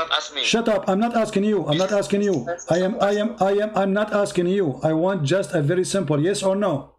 Is it true that Ibn Kathir said in his book, in many places, and I will show you other scholars, that Paul was a messenger of Jesus, and he was a decent man, and he became a Christian. After Jesus, he made him lose his vision, make him blind, and then he repented to Jesus, and he asked him to make him see again, and then he became a decent man preaching the gospel. Is it true? It is true as per your book, but I don't believe. This is not my book, you idiot. Ibn Kathir is my book. It is Paul said in his writing. Shut up. I'm saying Ibn Kathir. Is Ibn Kathir my book? No, this is my turn to ask you. You already asked me a ton of questions. I'm not asking you. You are the one who opened the topic. We are discussing the topic. This is not a new topic. Is Ibn Kathir? You coward. You coward. Okay, let me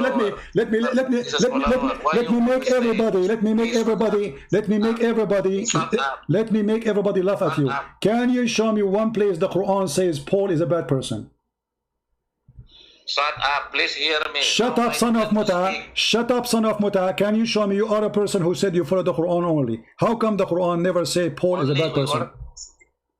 You already asked me 100 questions. I am not asking you. We are talking about Paul. We are discussing the topic. If Paul was bad, how come your prophet never mentioned Paul as a bad person? Why your prophet never mentioned Paul as a bad person?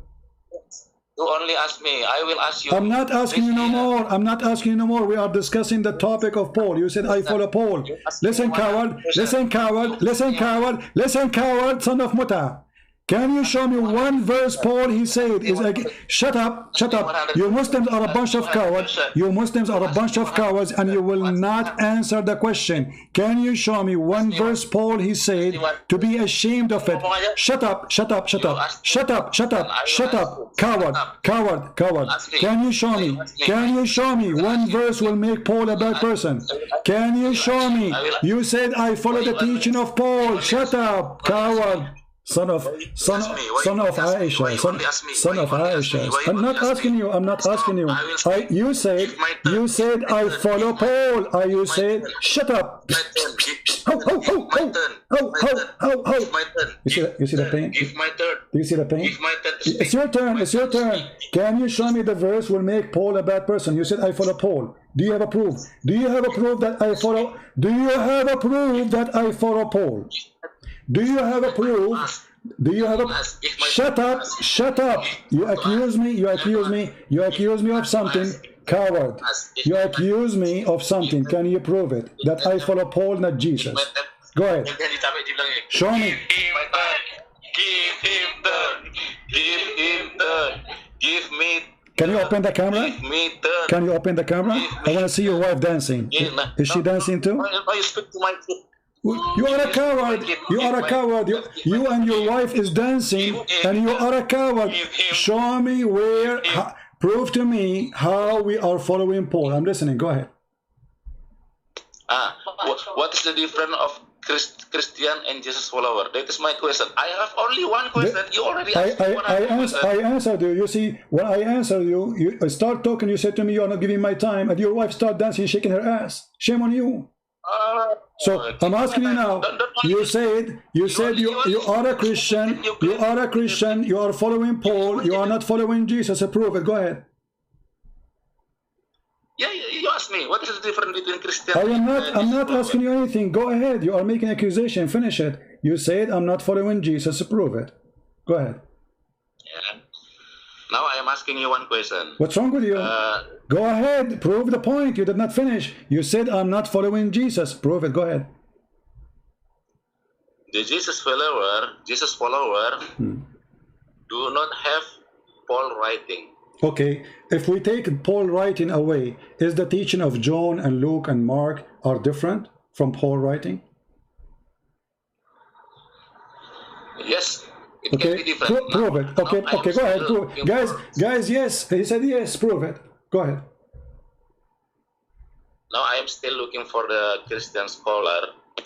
How is the Christian? You are a stupid donkey. Prove that Paul teaching is different from the gospel, the four gospels. Because in order to prove that I'm following Paul, not following Christ, then, and you are the one who said that Paul teaching is different from the Bible teaching. Okay, show us where it says that. Go ahead.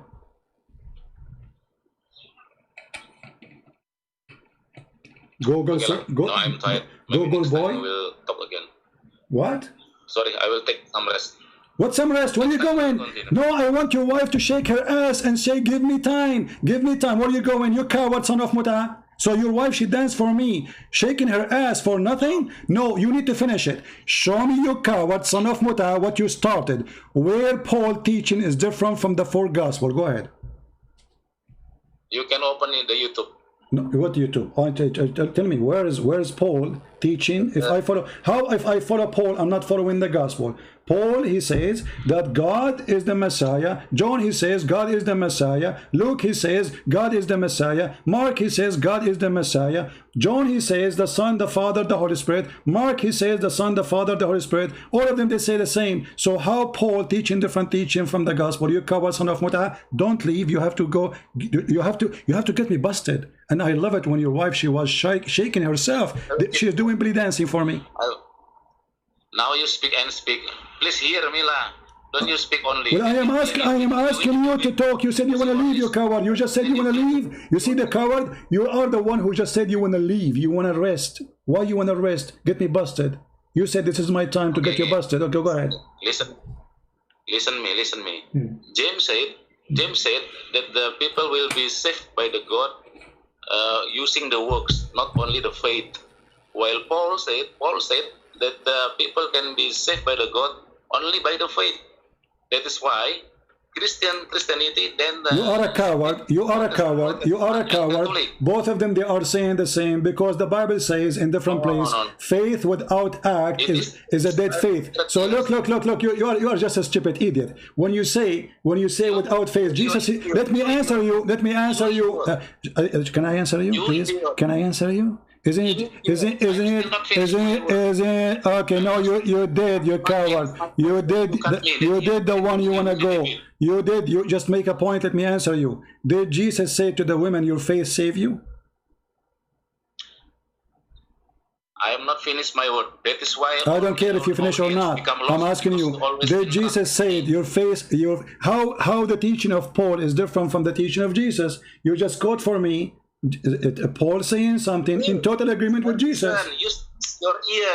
Use your ear to listen what I said.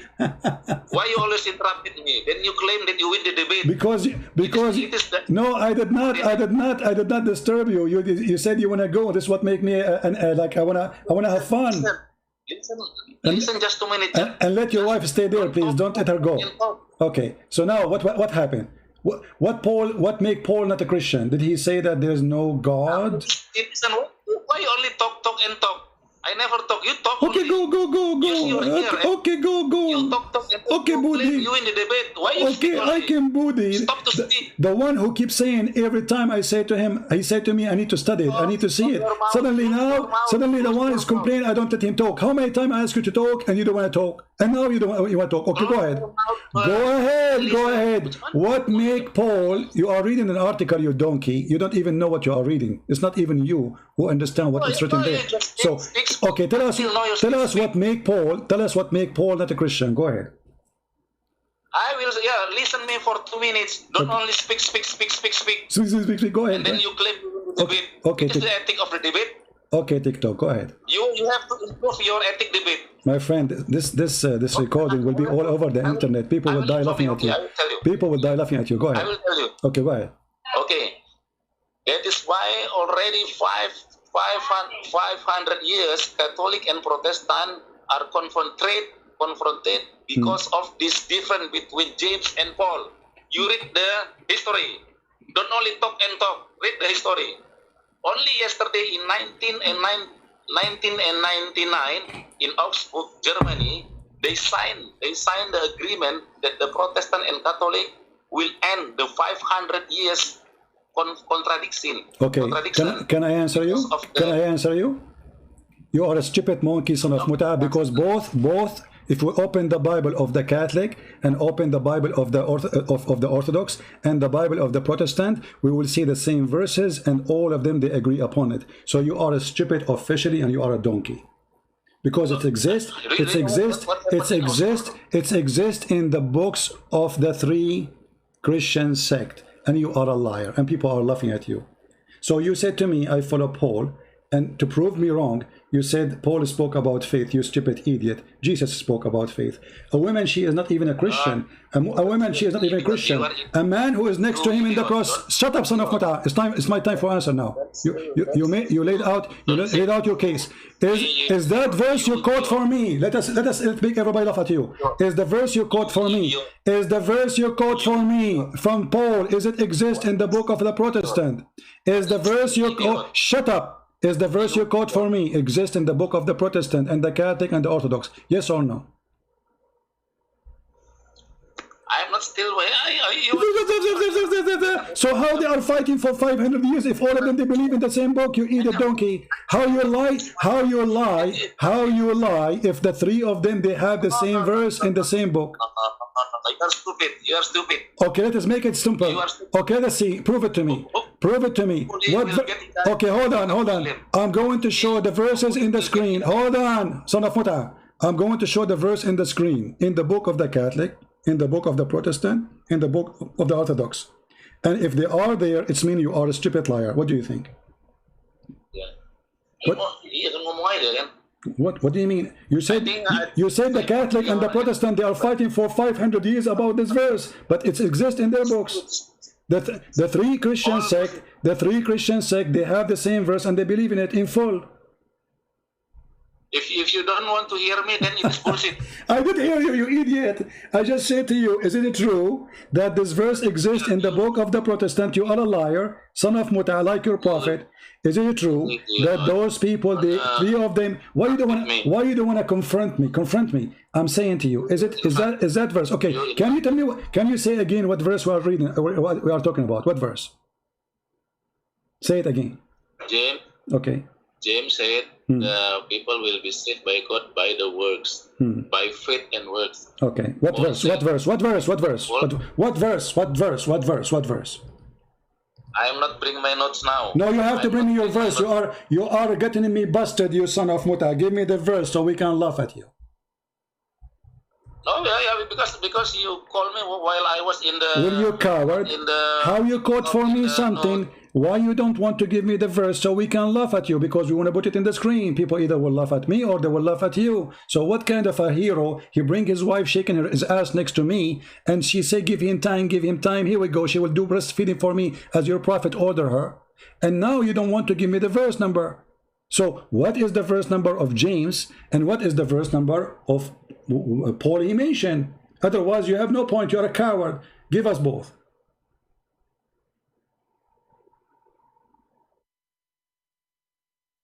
You can, if you want to stop to search Google, can you ask your wife to sing, or your wife to sing for us? Says, give him time, and shake, if you don't mind. I like it.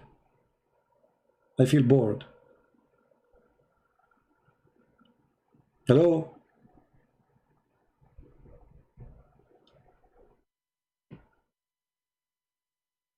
See the coward? I don't even know what he's talking about.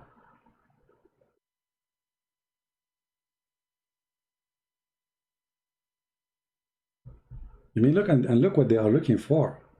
And this is supposed to will make Paul is a bad person. Coward. Are you a follower of Paul or follower of Jesus? Hey, hello. He's looking in Google. Coward.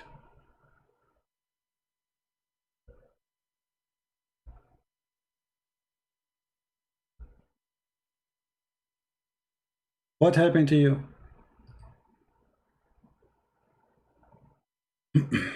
I can help you. I can give you the verses if you want. I just wanted to be sure that you know what you are talking about, but obviously you are a scam.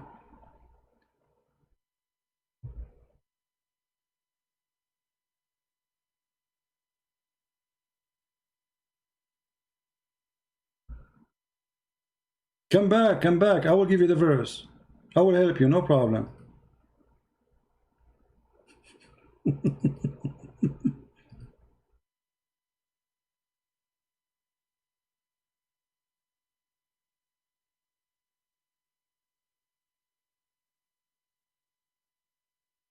Coward. Where he gone? He's gone?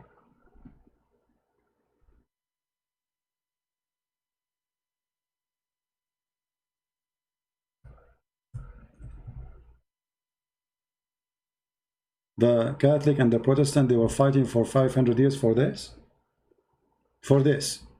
And finally they signed agreement.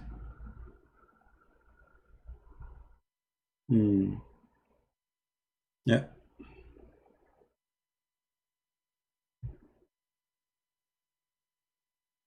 He will be back after he finishes research. He's asking his wife to shake the computer.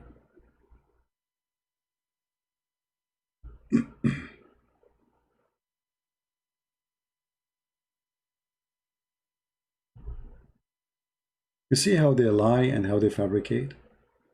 Both Paul and James, they are saying exactly the same thing. Actually, it's my fault. I did not say to him, okay, what verses you are talking about? I thought he knew what he's talking about.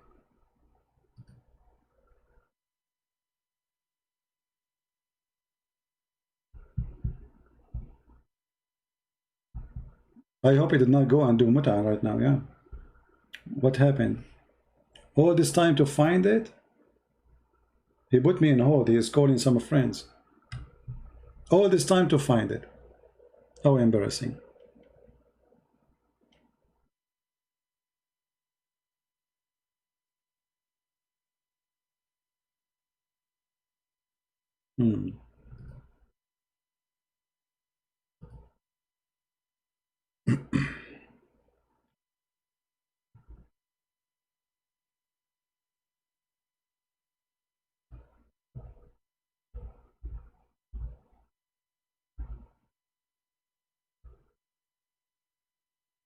You will be back maybe tomorrow. And the funny is, the second you corner them, they say, let me talk, let me talk. You are not letting me talk. I did not finish my point. What point? You don't even know the verses. What the verses is saying.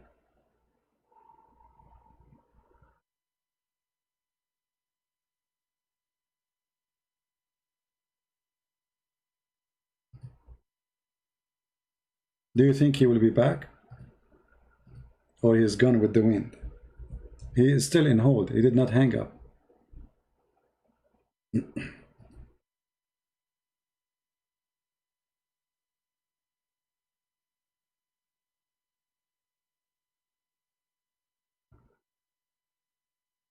Very embarrassing cult.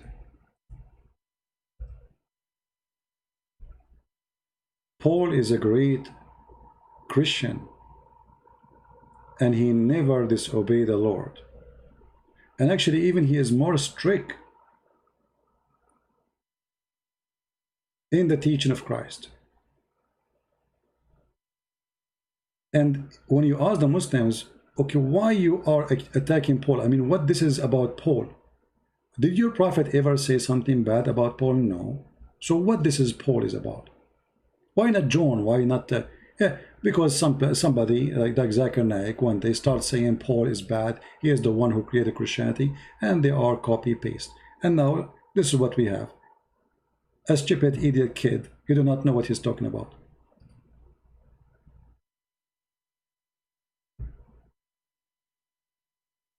Shall I hang up on him? I think he's waiting for me to hang up so he can be saved. Because whatever verses he's going to choose, both of them, they are saying the same.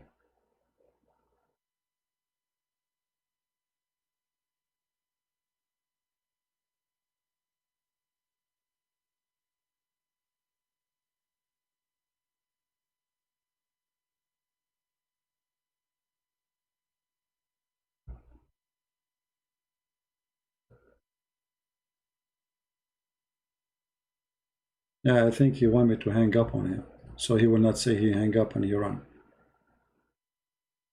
No, we will not hang up. We are waiting for Shake It and Bake It. Now I'm going, after we finish here, I'm going to cut the video, the part we are speaking about this guy Sadhguru. You know, he's not really important for me, and we will keep in the video only his conversation with me, so everybody will laugh. So you guys, you can download it.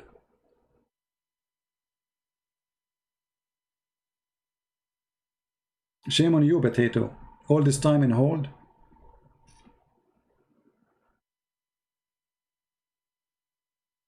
All this time in hold.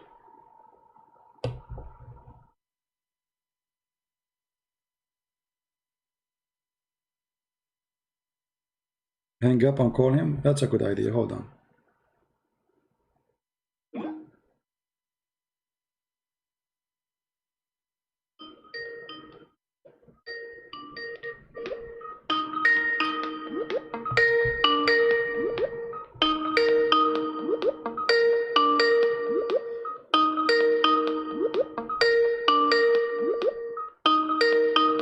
He's not answering now. See?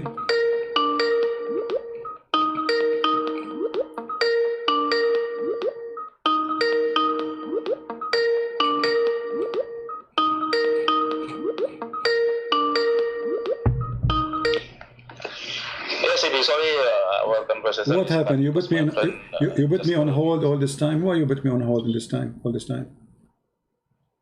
Yeah, just now my friend called me, so that's okay. why. So did you find the verses for us about James and Paul, so we can get Paul busted? Sorry, CP. I can promise you maybe in the several day lah.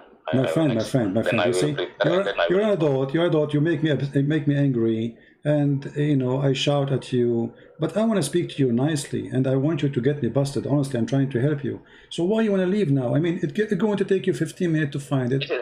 Find it, no problem. No. I will wait for you. Because I want to see how this Paul, he changed everything, man. It's disgusting.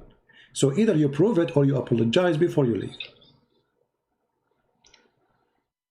Okay, I will give you the first, but not now. I will. No. Because no. You see, an adult man, mature man. You see, you made your wife jumping, shaking her bum, and acting like a bunch of kids. You and her, very embarrassing. Give him time. And now I'm giving you the time, and even I'm calling you back. You put me on hold. We waited for almost 5 minutes, 7 minutes for you. And now what you want to do? You want to leave? Not today. Why not today? Why? What is embarrassing? Is it embarrassing that what you said is a lie? That Paul, but I'll prepare. No, my friend. It's going to take you 5 minutes to finish it. It's not like a big deal. I want you to get me busted. At least, you see, I was getting you busted all this time until now. Now it's your chance to get me busted. It's you who said to me, let me talk, it's my time to ask you. And now you ask me, you want to run away from your question. No, I am not agree today. I will prepare first and then I will text you. So do you apologize for do you apologize for what you said against Paul, or you want to run and put the tail of the dog between your legs and run with shame? Because either you apologize. Not regarding judgment. No. You see, you are a man. You're a dog. Only discussion. No, you have to give us. You have to prove what you said. Otherwise, you have to agree you're a liar. Where Paul, he teaches something different from the teaching of Christ. But not today, lah. No, today. You are the one who asked me to ask. You said, give me time. It's my time to ask you. Okay, now we started. I showed you. I said to you. Listen to me. Look what you do. You are just like a kid. I'm not trying to insult you. I said Ibn Kathir, he said, Al-Alusi, he said, all big Muslim scholars, they say that Paul is a messenger of Jesus. You Muslims, you insult Jesus based on what? Paul based on what? Did your prophet say that? No. Did the Sahaba says that? No. Did the Sahih Hadith says that? No. So why you are attacking Paul? So you are a fraud. Shame on you.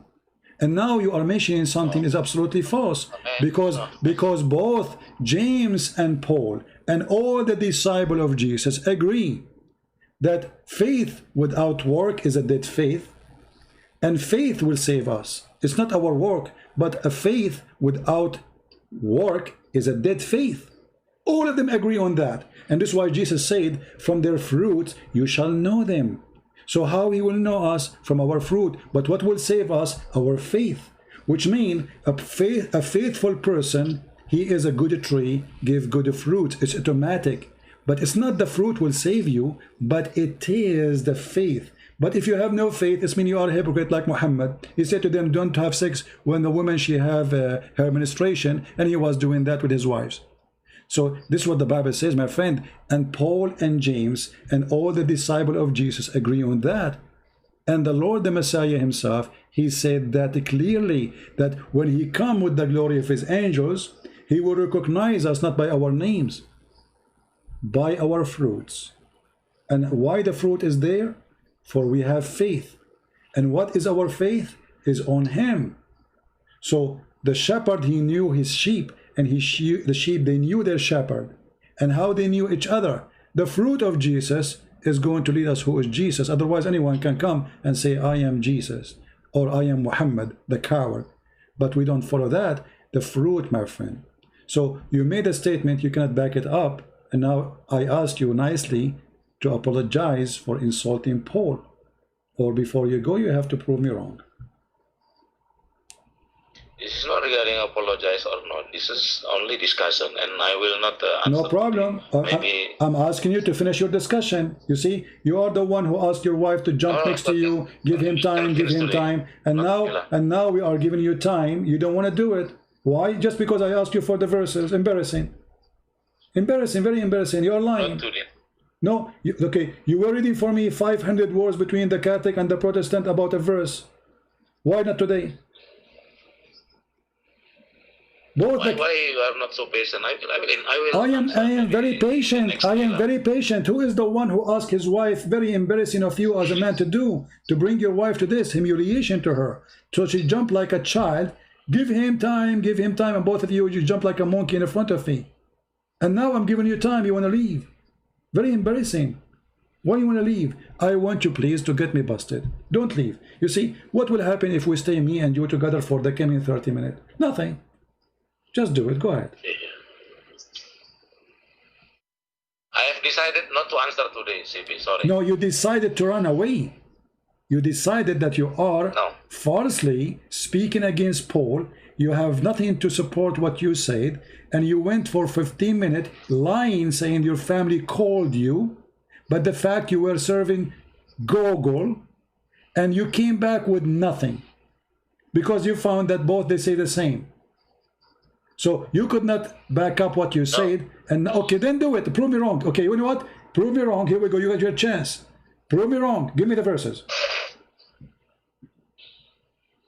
I have decided not today. Sorry. You decided that you don't have answer. You decided that you want to withdraw because you are a coward. Okay, you want to be a winner? Yeah, yes, you win. No, I don't care if you say I win or not. Everybody is laughing. It's embarrassing. You are the one who said you want to get me busted.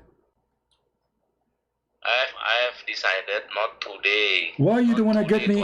But why you don't want? You see, we are talking all this time, a spank after a spank. We showed you your prophet is a scam. We show you the mistakes of the Quran. You refuse to accept any Islamic interpretation for the Quran. Shame on you. You made your own interpretation, which is very funny. Even a bunny will not come with it. And even now, when I showed you about Paul, in the Islamic interpretation, he is the disciple of Jesus, you don't want to accept them. Yet you want to insult Paul, and you are claiming that I don't follow Christ, I follow Paul. When all the teaching of Paul in total agreement with the teaching of Christ and all the disciple. And when we ask you to prove what you said, you run away.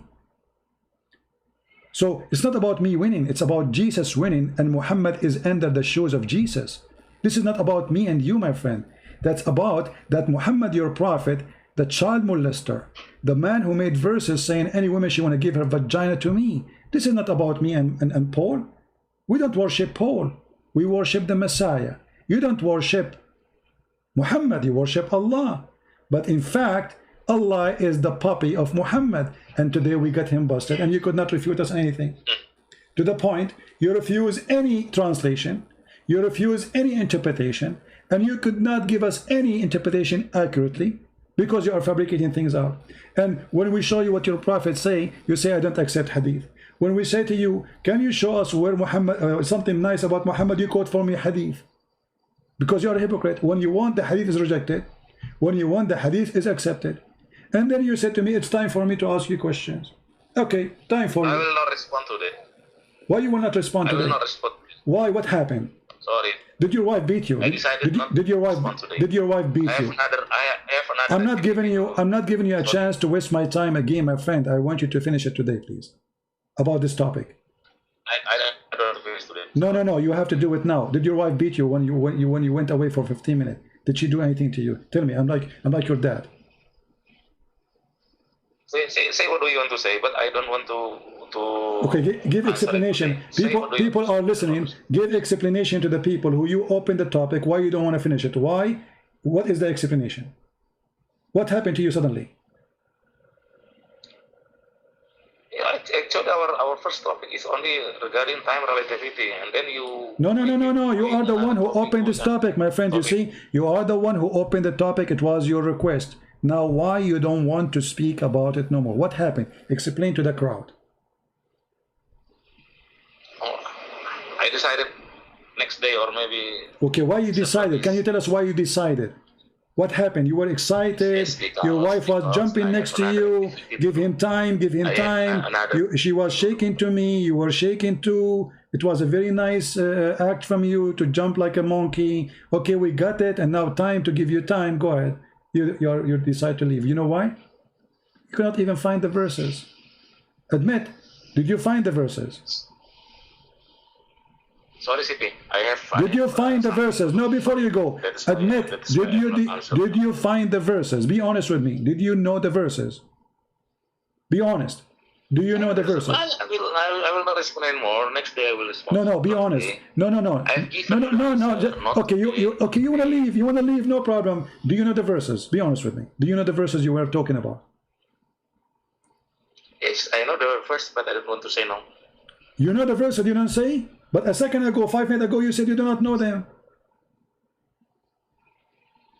Okay lah, I have something to do. Sorry for that. No, why you said 5 minutes ago? Why you said 5 minutes ago you do not know them? Why you are lying? 5 minutes ago, coward, see? He said he don't know them. Later he will find them. Now he says he know them, but he will not say them. I mean, look how powerful he is. And his wife, she start jumping. Give him time. Give him time. Give him time. Yeah, go. And the funny, they say that the Christian prince, he don't have patience with Muslims. And you notice how fast he start talking. And we are following Paul. I said, okay, prove it. What do you mean follow Paul? We don't follow Jesus. What is the teaching of Paul, which is against the teaching of Jesus?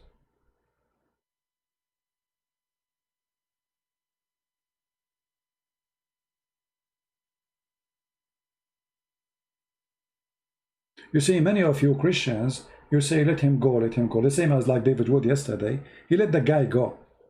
You remember yesterday? They have Abdul. They let him go.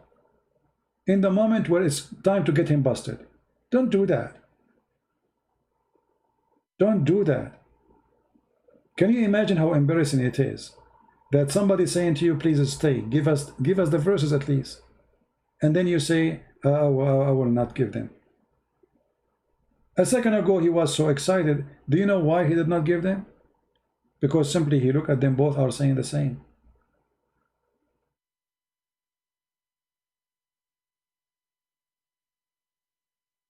Very embarrassing. And if you do not know them, even that is more horrible.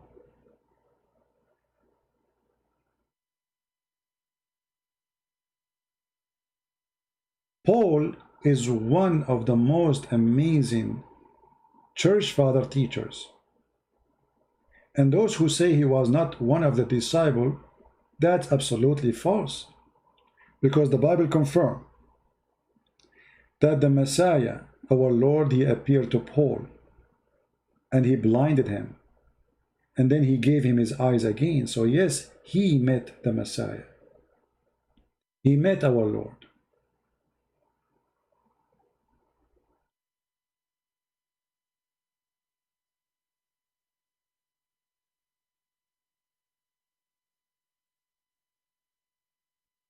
The only bad thing when you speak to Muslims, you have to shout a lot, and it's kind of headache. But I'm used to it. I mean, this is how they are. And the hypocrisy always appear when you ask them, okay, who is the one who agree with you in what you said as a Muslim? Nobody. Suddenly he have a new religion.